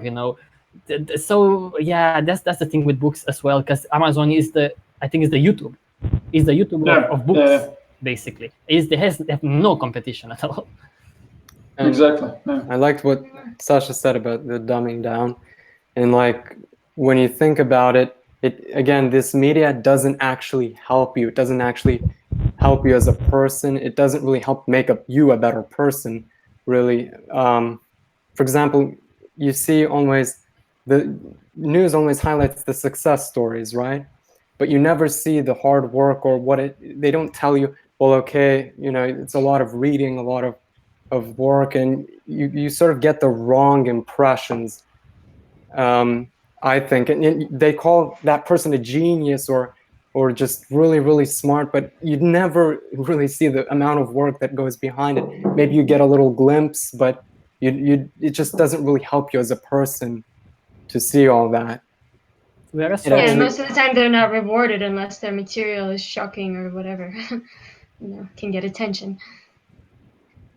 Right. Yeah, I feel like today's word for genius is entrepreneur, because everything is like an entrepreneur. He's an entrepreneur, as if it's something good in the society. But even the news, because that's how I was talking with him after he finished the book. Like, there are still like lots of domains that are unexplored in the book, even though the book is like 300 plus pages long, designed. There are, like, you can go in, it's like news and you have this kind of entertainment parks. I don't know how you called it, like people park? Amusement park. This act filled with like scams and charlatans and so forth. So entertainment in our world is not entertainment anymore. No, it's a business. So the attention, people's attention, it's a currency, and that's very dangerous. It's a very slippery slope in any domain. And there were, Yeah. I was just Yeah, gonna go on, say, Sasha. I think also it's well, for one, I wanted to say one thing I was really surprised about in that section is that the Bible is considered nonfiction. I had no fucking clue. How the fuck is the Bible nonfiction? Well, at least it's not in history. It's the most popular book on earth. And then the second thing I wanted to say is that I think it's very telling that the most popular genre out of nonfiction is like self-help books. You know, it just shows that we're just like this traumatized culture. You know, we're like broken from childhood, and then as adults we're like forced to work meaningless jobs that everybody hates, and then they come home and they fill their heads with fantasies and bullshit. You know, and then of course the only thing real they can handle is like self-help books. I mean, the Bible. That's not surprising at all, right? Because where else outside a self-help book are you going to find people telling you that you're not born just to eat shit, pay taxes, and die? You know, self-help books. I feel that even the self-help books are like charlatans because they take advantage of this need that people have. The oppression that this, the system. Almost like feel good books for people. Yeah. I mean, it's the thing. Like, they're like, and then they're like, you know what? How to go about your life and not care about anything. Just like, like that's the self-help that they give you is just like stop caring about what others think or about what's going on. Like, just. Or if you think it, you will get it. If you think it really, really hard, Ferrari. Yeah. Or you might have one. That's the thing. And that's the perception, the illusion that they keep perpetuating to you. At the same time, they don't actually, you don't actually get a lot of education out of it or something that's really useful to you to go about your life. And so it doesn't help them if you're going to be smarter, if you're going to be more aware. It doesn't actually help the businesses because then you're not going to be buying all the stupid shit that they're making, right? And working like a zombie for like whatever corporation. Right. And there's also this like capitalism loves specialists because specialists can't make connections between different professions. They can't actually make sense of what's going on. Specialists are just like, okay, I have my specialty and that's what I'm doing. I don't actually like, you get a chemist and a physicist. You don't have very many generalists who can say, okay, well, I think I can get this chemist and this physicist to work together. I mean, it's just. I think this is just an indirect result of the society that is structured today. We need jobs, we need specializations. Of course, being a specialist in domains of expert, it's of course always useful. But on the other hand, it's also very useful and helpful to be a generalist. I completely agree with that, of course. Here at TROM, we're like generalists, right? That's what we're doing. But here. we are not experts, We're not. Well, there aren't. On the other hand, we have too many specialists, too many experts. But do you guys generally think that all books should be free? That's something I've always thought. Why would you restrict access to a book? Well, yeah. Why would you restrict access to electricity and water and everything else? To music. I mean, in some places even. Yeah. Let's start with the food then. It's like. Well, it's like I have a Amazon here listening to me, Alexa. Oh yeah, be careful. Like that's what it's just a random. Sometimes it thinks you're saying its name and it gets triggered. So you have that kind of friend, huh? Alexa, I don't think it's. order me more toilet paper. Okay, so if we go to the dance section, it's pretty much the same. Yeah. The same. All the popular dancers get offers to film in adverts. All not popular singing like a backing dancers. And for backing dancers, it's really fucked up situation because I give example of the Michael Jackson. When he was still alive, there was like huge audition for him to dance on his tour for the dancers, but there was such restrictions, and they're very cool, like a small documentary about all these auditions. and they show we're not looking for the best dancers. We're looking for those which can highlight the Michael Jackson. You cannot outdance the main performer. Yeah, you cannot outdance. Yeah, you cannot you outdance shouldn't. Michael You Jackson. cannot be taller than the than the Michael Jackson or any other guy. And yeah, so basically imagine how your earnings, because if it's a professional dancer, they spend a lot of time every day. They have to to do stretching and exercise and keep themselves in shape. It's a hard work, but at the end, if they get job or not even dependent of how good they are, how skilled they are, but it's quite often depends on their visual appearance. And maybe some people may argue that yeah, but it's normal because else, if you put taller dancers, then Michael Jackson won't be in the center of the attention. Maybe you have, but on the other hand, it's like, when people get upset when people refuse others because they are black and they don't hire them because they are too fat or they are too somehow. But somehow when it comes to such things, they don't quite get pissed off. They're like, I think it's normal, we need shorter. No, we get used to it. I Yeah, mean, if that would be normality to use black people and just treat them as slaves. I mean, it was normality less than 100 years ago, and nobody argued about that too much. So, but the most bizarre thing in this is being rejected for a job because you are just too good at it.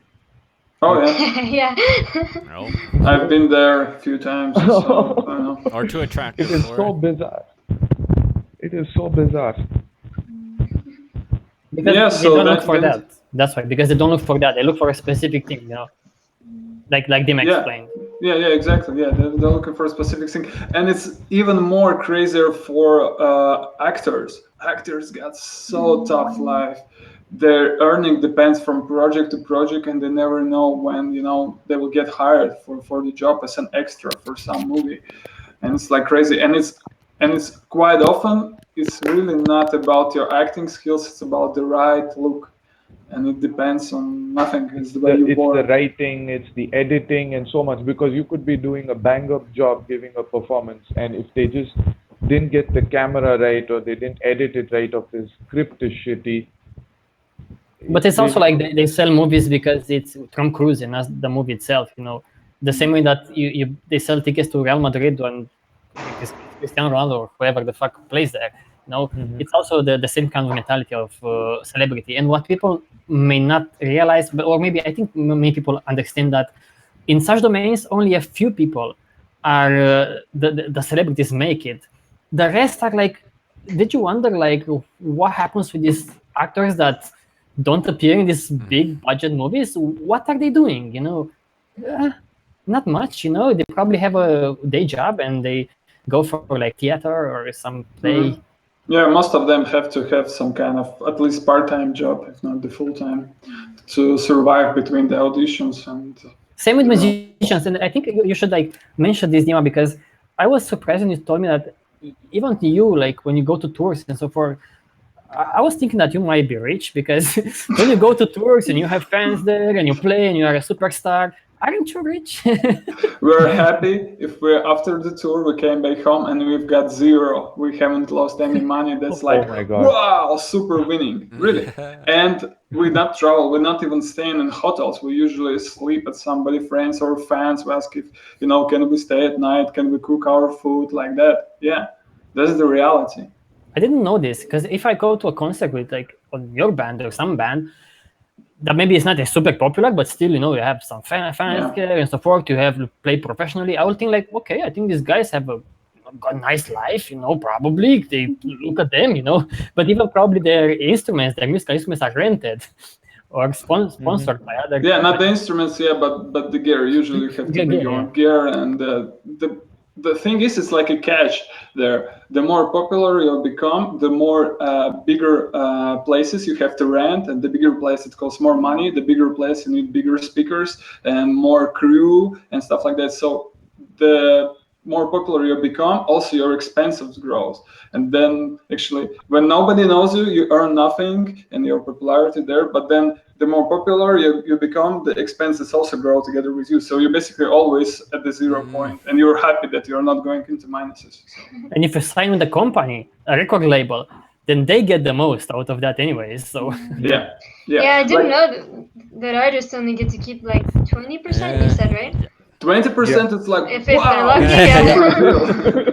And that's for the whole band. Yeah, that's split. So imagine if you sell a CD for $10, let's say $2 go to the band. If there are 4 members, it's like 50 cents. And out of these $2, you have to give back your advance, because like recording company giving you money to do a record, to record an album. So, but they take like all this large, like, and let's say if it's $10, the recording company could have like $6, or like, let's say $4 for their profit. Their others $4 go to the retailers and other, middlemans, and then $2 go to the band. But out of those $2, you have to repay your debt, not from this $10 so it's so fucked up, and it's like, wow. Well, you have to credit the company for their creativity and their talent. Oh yeah, they're good at They're it, that's for huge sure. And that's No. where you have like the stories like that, which is hard to believe, but it's true. Like when there's super popular bands like Queen, for example, it's just one example I have right now in the hand. When they're playing stadiums already, they were huge. The drummer didn't have money to buy a new pair of sticks. That's how bad it is. Wow. That's nuts. Because they're in debt, all band in debt, and they're not receiving any money. There's a good movie about band 30 Seconds to Mars. There's a link in the book. They're like in a similar situation. And I think the perfect documentary for those who want to watch is like, I feel like it's perfect for this topic, and sad is the Avicii documentary, to showcase how this guy becomes like a superstar DJ Avicii, and then he commits suicide in like after the documentary was released. But to showcase how record labels are like sharks, exactly like sharks. It's just, they won't let you alone. Like, you are a superstar, people think that you have the best life. Is not true at all. They are just on you like this. They're like, you have a show, you go there, you present yourself, because we will lose millions of dollars if you don't fucking do that. And the guy was taking pills, he was stressed out, and was like, it's a very sad documentary. It's so powerful documentary. If anyone wants to dig into this topic, I would suggest just to watch this. It's like very powerful. And it kind of shows you that like you kind of suffer even if you make it or if you don't make it. If you don't make it, you're suffering because it's so hard just to earn a living. If you make it, then you're just the puppet of these huge corporations, and your life is they just want pretty to fucking difficult squeeze out too. every last drop. Yeah. And this poor guy, like, Good, very good point, Sash. Either way, you're fucked. If you have popularity or you don't have, if you have money or don't have, it's the same game. Probably that's the whole problem with the structure of our society. When everything is based on jobs, you can't just do what you want to do simply because you like it. You have to figure out a way to make money from it. So it's hard for people to be creative because now they're just pushed to figure out a way to make money, to get more attention, all this stuff, and fucking this just kills people. It has nothing to do with the art itself. Yeah. It's all extra shit. Yeah. So trade always fucks things up. Yep. Sell more. So, and the last one of the last sections is about social media. There we can see all the glory of the YouTube, Instagram, Facebook. And one thing that shocked me there, the statistic was that 93% of the views on YouTube from its inception to 2016, 93% of the views goes to top 1% of the popular channels, which is like, what the fuck, really? Like that's quite. It's kind of like money, It's the same. Money, attention, it's the same. You take any field today, any entertainment, any business, anything, even YouTube. It's like 1% who's got like everything, and then like all the rest somewhere there, like fighting for the small pieces of the pie, like for the droplets, not for the pie crumbs. Exactly. The crumbs. It also just really boggles my mind that even volunteering has become a trade, because it's like, you volunteer and you get some hours, you get volunteer hours, and they actually count that. That's like, that's not how volunteering really works. or if let's say your school may require it or may want it, and you have to do volunteer hours, and you have to put it, you get a certificate. You guys realize, I don't know if you're aware or not about volunteering, how many companies today, they give you like earning money from volunteering. They can send you to Africa. Oh, you want to help these poor kids? Yeah, we've got super package for $2,000. You can fly there, you can help them for 2 weeks and they'll go back. There's so much agencies who make money for people who want to help others. They're just giving you service of helping others. It's like so ridiculous and mind-blowing how that's even possible. Like if I want to help someone, then I have to pay as well. It's like that's I don't get that. So what did you say? I don't get that. You didn't know about that? Like if just type in your search or volunteering like abroad or something, you will find a lot of agencies who get like a program. So you can go to Africa, to Gambia, you can go to Ecuador, whatever, to help poor kids. There's like tons of different programs, but you have to pay for that, and the prices are super high, like $2,000 to $5,000 to go for 1 or 2 weeks to volunteering, and sometimes there's not even flight included. So like, what the fuck you're paying for? And you go there. It's so fucked up. Yeah, man, Theo, it's like it's so many of them, because at one point I was looking, okay, I want to maybe to go somewhere to volunteer, and I just couldn't find any normal page which doesn't ask you money for volunteering. It's like, it was really tough, and I was so pissed off, and I said, fuck, I'm not everything becomes trade. Just go to Africa and go live in someone's house and just give them help them. That's not volunteering.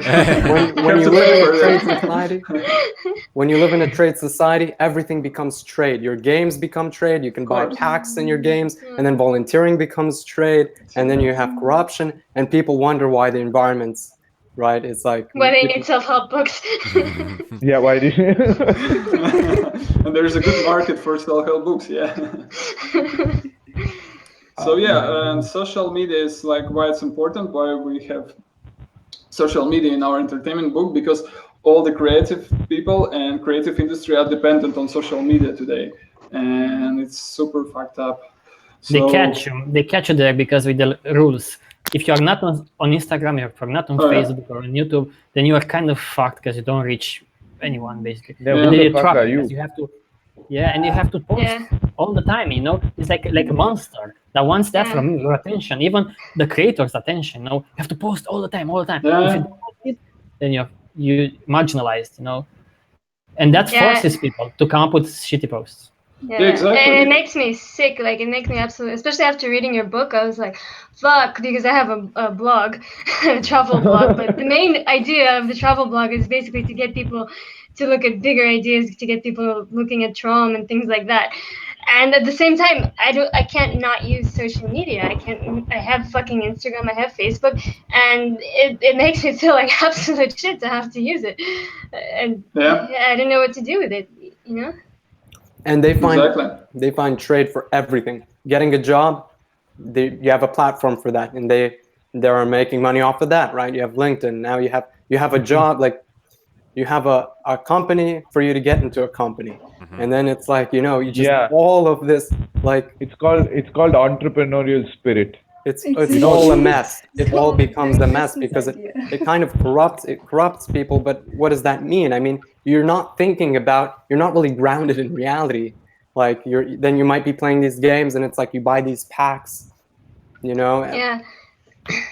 And social media also completely takes you out of reality, I think, as well. Like, we did an ice diving trip when I was in Siberia this past winter. And the guys that did the trip with me, there was a photographer and videographer, and they were both kind of well known as scuba diving photographer, especially. And the whole thing just turned into like it wasn't an adventure like it was supposed to be and like it was filmed to be. It just, the whole thing was centered around social media. We didn't interact that much because the whole time both of these guys were so busy filming each other for their social media and then posting stories and doing all this stuff, and like they couldn't even enjoy the moment. Like I took them to these incredible, beautiful places with like these open views of Lake Baikal while it was frozen, and the guys they couldn't even like take a look at the views before taking out their phones and being like, "Oh, we just climbed this mountain. Look, look, look, look, look." Like, just take a moment and breathe and enjoy life. You know, you can't enjoy life if you're constantly just trying to show other people that you're supposedly enjoying life. That you're You know? enjoying life. Yeah, And others and that's what others everyone's watch turned that. into. And Yeah, others and they think, watch "Oh, your yeah." they think like you have like this great adventure, and that's the Yeah. reality. When in And fact I'm it's like, not. fuck that. You know, I had real great adventures. I didn't film any of it, and that's why they were adventures, because I didn't waste my time filming it. You know. Well said. Yeah. So For me, any like when I adventure was like, movie, yeah, any adventure movie, any great film with like this awesome, oh yeah, we did this great adventure. It was, I'll tell you, it was not an adventure. It was just filmmaking. And You know, you see maybe with these some nice views. sci-fi movies that depict a dystopia, and like, you know, the trade game gone wrong or gone in some direction that's really seems really messed up. And it's No, like, Luca, well, they can never show you when things work out right. Like when aliens land and everybody's happy and poof, no more need for violence. Nobody will ever show you that shit. but It just doesn't sell. they don't It have doesn't to sell. show it to you. You're living in one right now. They don't have to make movies on it. We're in it right now. I mean, it's happening right now. for me, it's like when I was reading the book, that I got into the when I was designing the book, actually. I got into depressive state because I know it was like, okay, it's bad. I know it's bad, no, but of course when you get all of that together, it's bad, and then I went to it was the Instagram side of it, and realizing that this fucking thing is, it's not only like eating people's soul, but it's a fucking advertising everywhere. It's like all of the photos could be advertisements. And I was watching this, I had to put in the book, this like the guy Cristiano Ronaldo, who's like one of the most popular guys on Instagram. And for fuck's sake, no, I saw like, I think 3 in 5 posts, or 4 in 5 posts on his Instagram are complete like advertisements. So he's like just taking this like a shampoo bottle, and he's like smiling there and puts there like the name of the shampoo, and there are 3 million likes.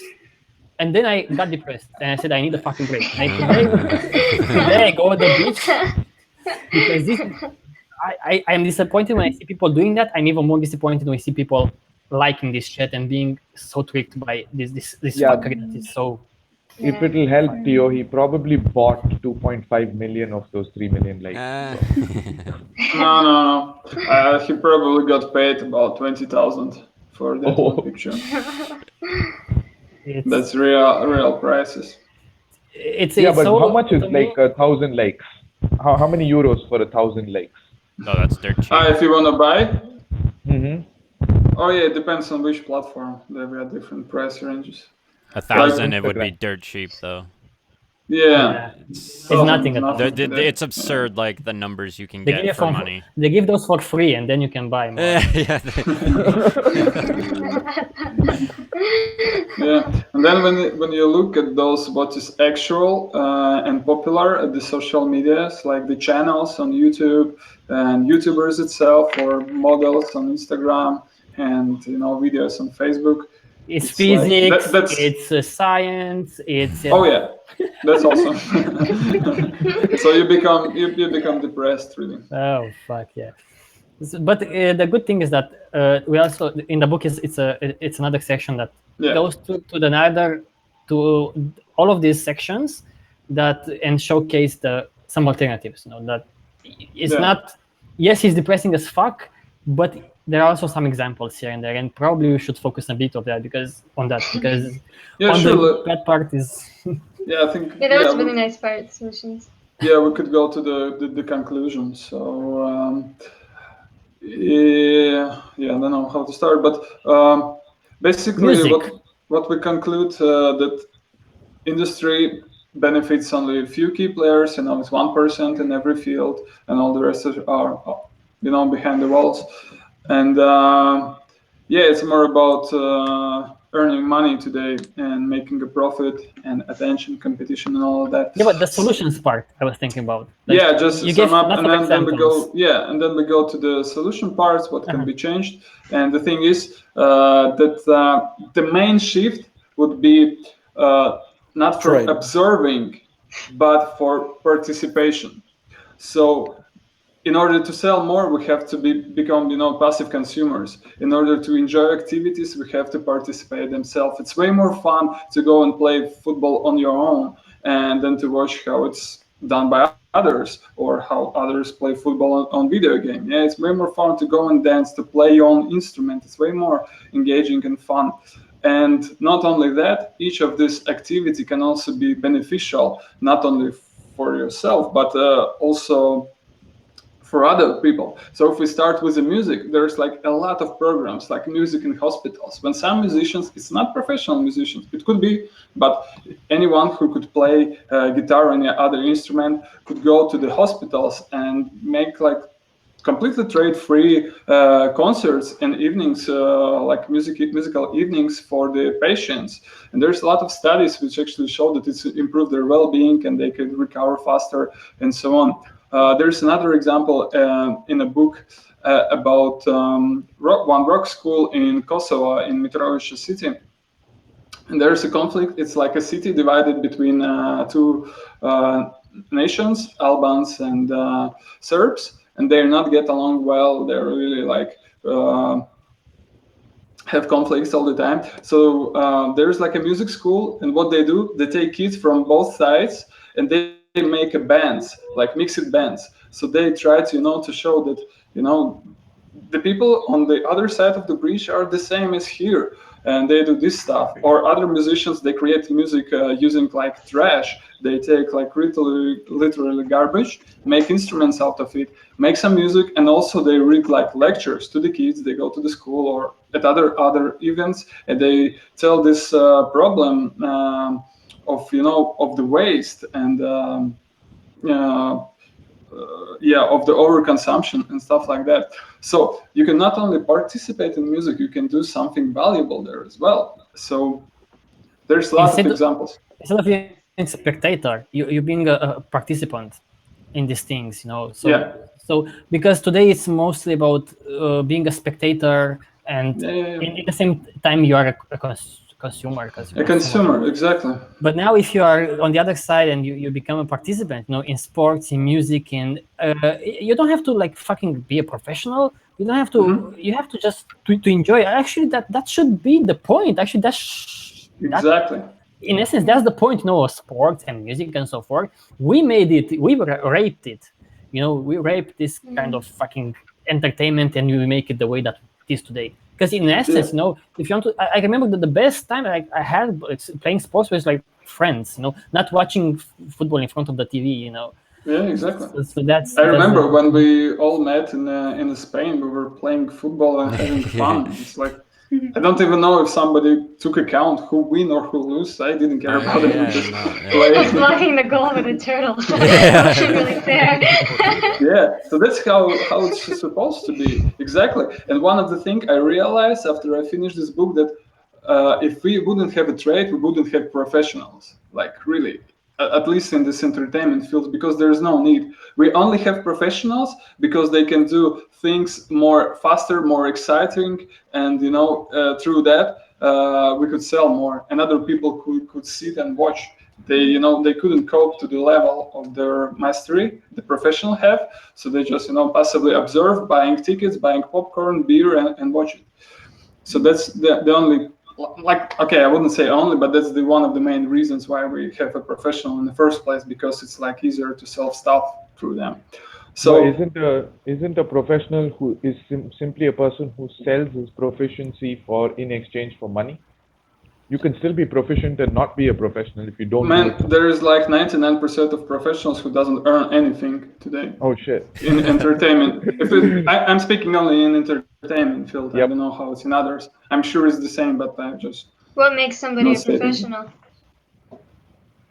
Yeah, it's a good question. It's probably when you earn money. It's like classification if you earn money through what you're doing. Yep. But like for me, professional, I think it's like when you got really mastery level of the thing you're doing. I mean, professional basically somebody who does something for money. So yeah, you're right. Yeah, it doesn't have to be about skill at all. It's not about proficiency. It's about what you do for money. Yeah, it's a profession. Yeah. So, and then we could go to the like trade-free sport, and there are cool examples of like ice skating.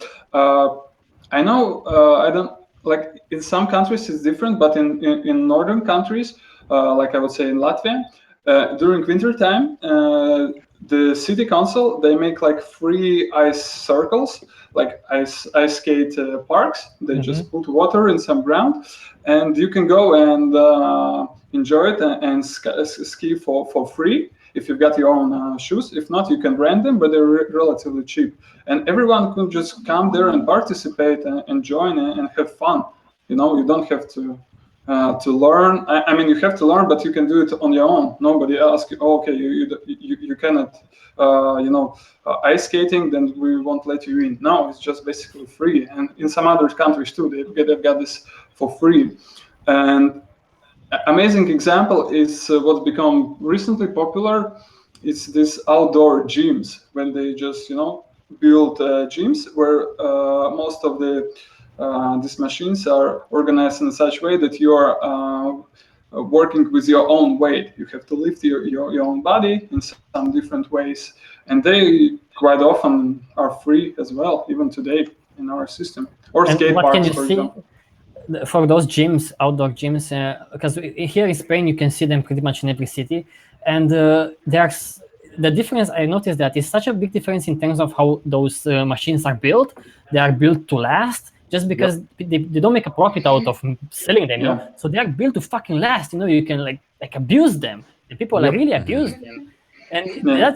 that's so obvious, compared to the ones that you can buy that are Exactly. going to waste in a few years time. Yeah, I mean Yeah. that's a very good point because these things have to be vandal proof Mhm. and all of that, and they really because they're always out there with no roof over them, they have to last. So that's a Mhm. really good way of a very good way of building things. Actually, build them to last. Like it's See, probably when going there to What is a an last. concept. incentive to do that, where there is an incentive to do that and to build them well, they Yeah. will Yep. build them well. It's not like we lack the knowledge, There's an incentive. It's look, today it's not about a scarcity of information, but an overabundance of information that or entertainment that you just get bombarded with everywhere you go. It's no longer about, and you're naturally we evolved to actually constantly seek out more information. But today there's so much information, so much entertainment that's completely pointless, or it doesn't really help Well, it's you. the fight for attention. It's the fight for attention all the time. Yeah, And yeah. It's like the if same you look story. at, for example, take social media, that if it's not driven by this kind of seeking for attention, they can create social networks that are like Mastodon, for example. It's kind of like I would say trade free in the sense that you can take it and install it on your own server and so forth. Or Riot, we use Riot or Jitsi here, applications that they don't want the attention, so they don't incentivize like posting, or then don't push ads into your face. And because of that, they create. It's almost like it's the same thing that those outdoor gyms. They are better built. They resist abuse.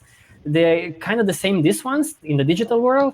If you take the trades away, you make them more like better in the sense that they become the purpose is that of the tool itself, is to communicate or to spread a message. It's not the purpose to stay more on the platform. So you can see that it's a big difference there, even in social networks, social media, whatever the fuck social they say. It is nothing social about that, but anyways. Exactly. So if we're speaking about trade-free movies, as main example, in a book we wrote that it's cool to have like movies or documentaries which after watching they ask you for some action. And like for example, there's a movie, an inconvenient truth. Yeah, where it's about climate change and global warming. And after watching the movie, you can go to the website which advertised through the movie, and there's like a lot of points what you can start to doing to to not only watch and agree with the topic, but actually start to do some campaigns and make some actions. And in fact, my own life was changed by one movie in particular. It's called Earthling. And after watching one movie, me and my wife became vegans, and it was like 11 years ago now. and its influence and changed my life in a better way. Like I can say, after like 11 years, I feel way better, and yeah, the more of ecological stuff I start to understand and realize, the more I see the benefits of it. So this kind of trade-free movies we could see more.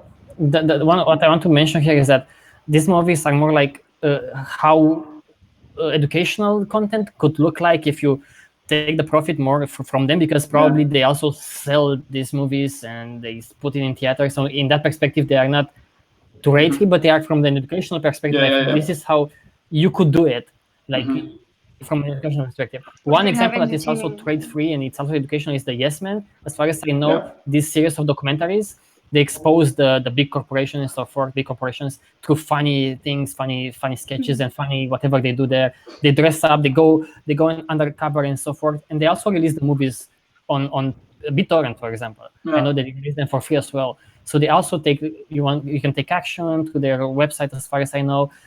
There are examples like this that are really good examples.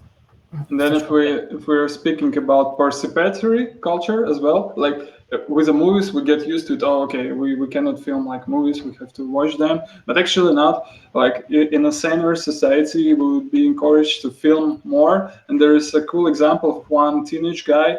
Like he was a kid, like 11 years old or something, and he was disgusted by his lunch meals in a school. So he filmed like a documentary. He started to document what each day he eats, and he realized that it's totally different. That's advertised for the parents. So parents think the the kids eating one thing, but in fact it's like really disgusting and awful. So he made this movie and become like popular. And at the end, the school changed their, their meals. They Lunch had some menu. salad bars or something. So it might be funny, but it's like, yeah, you see, you can use the power of art, of self-expression to actually change some things. And there's other example, his brother, which was even way more younger than he also made a video about the crossroad, but there is no traffic light, and there's like it's very dangerous. And they at the end they met with the city council, and then after a while they put a traffic light there. So that's really cool how you can use movies, camera, and everything. It's encourage you to create stuff, not only passively consume. I mean, we can consume, of course, but we also can create. And you don't need a crazy amount of equipment to Yeah, make that exactly. anymore. You Yeah, can use a yeah, phone and make a yeah. movie. A little. Especially you have iPhones that film 4K. You Yeah. have phones 5K that film. You don't need a Yeah. very Don't even need a special camera. camera. You can just use your phone. And you can also use Nobody just uses normal it though. phones. Don't use iPhones, please. Yeah. Use a cheaper Fair one. phone. Use Is a that still a fair thing? phone. Use a fair Fair phone. phone. Or a Libre phone. Use the Trom phone. If you can Fair afford. phone go out of business. Then the games pretty much the same. Of course, it would be cool. There's like a website, Game for Change, and it's basically like a database of games which are created with some kind of meaning into it. There's the one thing which can teach you or speak about some important topics. And participatory culture will be here is for the game developers to come together, and there's a lot of examples also in the book, and create games together. So like collaborate. Okay, I'm a visual artist, you're the coder, and so on. And they could work on open source and free to play games. Yeah, there are some games that are completely free to play, and they don't want transactions from there or any trades, and they're quite well made and supported through donations or through all kinds of like, I don't know, they do it somehow. So you could, even in today's society, you have some examples of open source games and quite trade free games, which is really cool. We posted there some of them. I went to the list and I didn't know many of those. I went to the list and I found quite a few. And there was one game, I can't remember now the name, but basically you have to drive some kind of boat and search the way through like a sea labyrinth or so. But what it do, it analyze your behavior and then it sends, and it's used for scientific purposes, and they look for difference in your like logical thinking between like normal person and a person with autism. So by just playing the game, you actually taking part in a research, for the scientist. So even such things are possible and are done already today. If we're speaking about books, so it's already possible to kind of combine. If we're speaking more from entertainment, we're not speaking right now from non-fiction books. It's clear to understand. But even if we take entertainment field like fiction books, it's also possible to write some fictional story, but implement some kind of knowledges and data into this. And there are several authors who do this.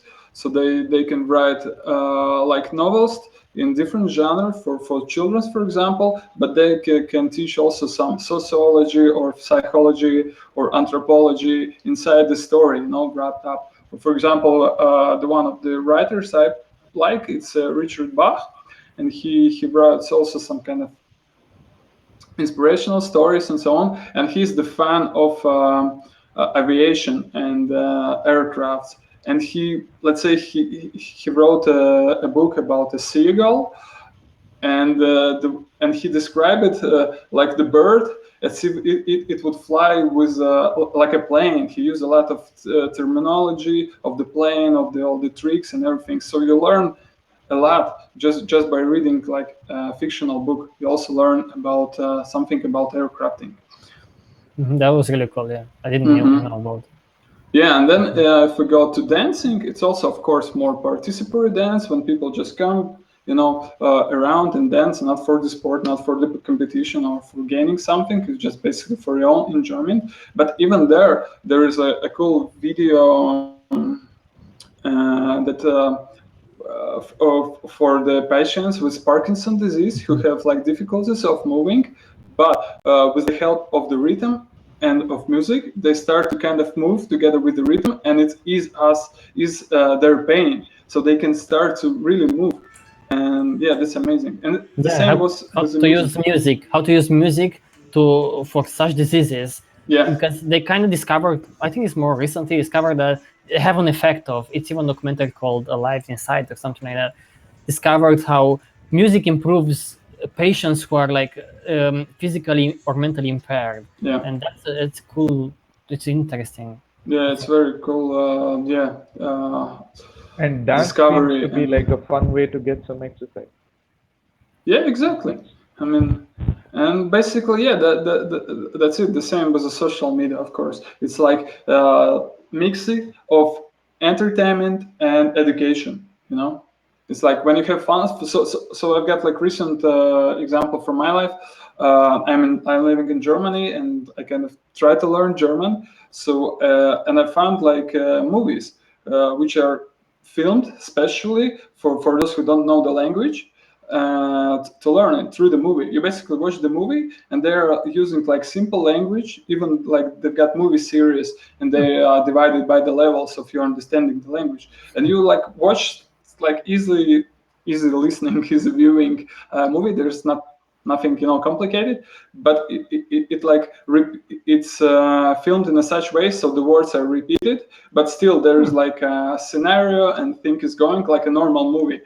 But it's filmed in a such way so you can understand it and learn the language. So how cool is that? I wasn't aware of that, but sounds like a very interesting idea. Yeah. So yeah, that's about it. I mean, that's the whole book. So if anyone interested, it's free to read, free to download, and do whatever you want with it. Free to translate. Yeah. Free to distribute. I'm Trade working free. on the German translation already, Yeah. Dima. Yeah. Nice. Yeah. Yeah, great job with the book, guys. It's really awesome. I mean, to be honest, it made me a little bit sick when I read it, the first parts. And then when it came to the solutions part, it's like, okay, now I feel a little bit better. But it's a really good book. Yeah. Yeah, because we always try to also put some positive stuff, not for the sake of putting them, but because there are some positive stuff. Yes, it's a lot less than the negative stuff. Yeah, but the But, yeah. interesting thing that all the examples are there. They're already today. They're already present today. They're just not popular. It's like Linux, you know. It's here, but no one uses it. And the same is there. We've got so many cool entertainments and so many arts and creators, but they're just not like recognized or valuable in our And that's what modern society. I want to mention. This is what we are also trying to do with our curated news from TROM site, our curated videos, to take those who make really good educational materials and not do it for profit, but more for the educational stuff, and put them there. And video need the same, or have curated podcasts. So if you go to tromsite.com/tools, you'll see there are a lot of curated stuff like that. So Yeah. it's a lot out there, but most people have no fucking clue. And that's really problematic, you know. Yeah. No? Yeah, big book, man. Big book. Okay. Yeah. Finally we released it. Yeah, it was. Yeah. Yeah, this is a long journey. Yeah. You are not just a spectator. You can do something. You can translate. You can make a video. Cool. Yeah, exactly. That's the Make a point. book if you want. Hmm. Yeah, absolutely. That's fantastic. Yeah.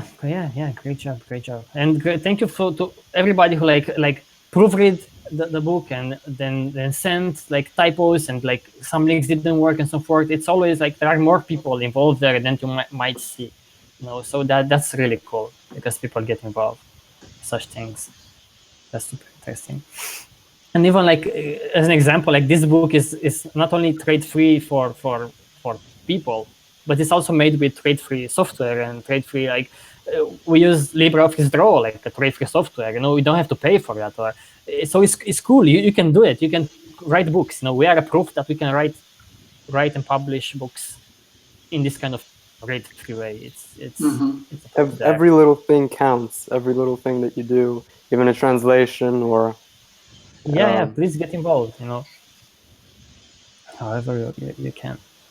you never know how that one translation, you know, one person's going to read it and how that's going to affect him and maybe change the way, maybe change his life or the way Yeah, you usually want to make videos out of these books, and I think this book, out of this book, we could make a really interesting video to attract the people's attention. You know, not to like go in the same way that the entertainment today goes, shocking or so forth. Just to showcase. You know, I think it would be like a big documentary. Yeah, I made did out of several it. sections and made over a long time, maybe. I can imagine it. Yeah. Awesome. Perfect. So yeah, go to tromsite.com and just read a book. There are lots more details there than here, and so many links. You know, you can read in more detail about everything that we talk about. Yeah, you guys put really so many links in this one. I still have like 40 tabs open, I think, from when I read it a week ago. That's what I love about these books that we make, because they're interactive. And if we say something, if it's something dumb or something stupid, you will see where we got that from, okay? So at least that, you know. Yeah, I guess if somebody listens to us, he Your internet. Yep. might Oh, my be internet. about every fucking claim we make. Did you understand me? You were No, we lagging just pretty got bad repeat. Yeah, You don't went, mind. you went Transformer for a bit. there. Yeah, maybe, I don't know. Yeah. Okay, guys, I think that's about it. So Yeah. Going thank to you do for the curated cast. news. Oh, news. Well, if you want, if not, we can. I have it ready here, so it's up to you guys. If everyone made just one thing trade free, just one thing. For example, I'm making an app, I might make it trade free. Just one little thing, and you kind of get the idea across. Yep. That would be amazing. Yeah. It doesn't have to be anything big or revolutionary. Yeah, of course. It's about the message all the time. Like you make something useful, but also it's the message. This is straight free. Yeah. So if you want, guys, you can go really quickly through the news and MacGyver robot can build its own tools by assessing supplies. Yeah, MacGyver was this TV show with this guy who invented shit. But that's why it Yeah, names. Yeah, I used to watch yeah. when I was little, like 60 years ago. So this, it was like they made a robot who can kind of reason to what tools to use to put them together to create another tool, which is a very interesting way to approach artificial intelligence. That's very interesting. Stealthy startup promises cheaper flying via renewable hydrogen. I did not read this one. Me neither. Who put it The there? news. Is this an ad? No, I've put it there. Oh. Yeah, it's basically nothing new. It's the flying machine which use like hydrogen and combining together with the solar panels. They were already for some time, but they're not get bigger. And like from the next year, they're planning to release like larger aircraft which could handle 20 people. So right now it's like 6 people only. The next year or so they will plan to start the commercial flights as well. So new And that's type of- they produce zero emissions, so it's like safe for environment. Kind of. At least there is no CO2. Self-driving vehicles, a reality today with Optimus Ride's autonomous system.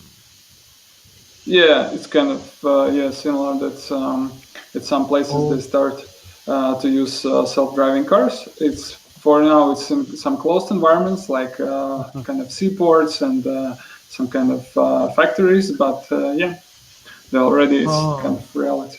I think I heard about this a little earlier this week. Weren't they testing this in New York somewhere? I'm not sure. I think so. It says Brooklyn Navy Yard. Okay. Oh yeah. Yeah, because when you make self-driving cars, it's always a much better idea to also marry them with the place that you put them in, like to know the area, make them more safer. Yeah. Why do they have to look so fugly though? Yeah. Because it's from the future. Maybe they're functional. You don't need an ugly car like today with a front and an end. I mean, you can be ugly, but do you have to be funny ugly? It's cute, though. I kind of like it. The more I look at it, the more I like it. Get used to it, because you'll use one soon, and you will watch advertisements. So when you use it, it's coming. Okay. And then just weighty matters. Kellogg's partners with Random House to use free books to sell ultra-processed sugary junk food to children. This is exactly for the kind of subject that we have today. Yep. Kellogg's is big. The Penguin House is this company, right? Penguin House or who is the book company? Well, they own Penguin House, I think. So Random House is this big publisher of books, and now they partnered with people who make shitty food. So one has to sell books, one has to sell food, and then they will sell books about shitty food for children. So basically, that's it. That's the story. Depressing. That's it. That's that. Right. And that's that. Copyrights new internet. Open that one? Oh yeah, it's like super ridiculous. I'm not suggested to read anyone. It's like crap about like authorship and realities in internet era. It's so ridiculous there. I read it, but I didn't understand anything, and it just shows like how things messed up. One company sue another, internet providers sue those guys who are like publishing companies, and they sue each other, and like it's becomes so messy. Yeah. Just a big factory. Yeah, don't bother to read. Don't bother to read this shit. Okay, just bother to read the book. Right. Yes. Exactly. Yes. And maybe next week we'll do another TROM-Cast. We'll see. Probably. Okay, guys. All right. Okay, guys, another TROM-Cast. Okay, thank you for participating. Boom, boom, boom. Thanks. Okay then. See you guys. So. Bye.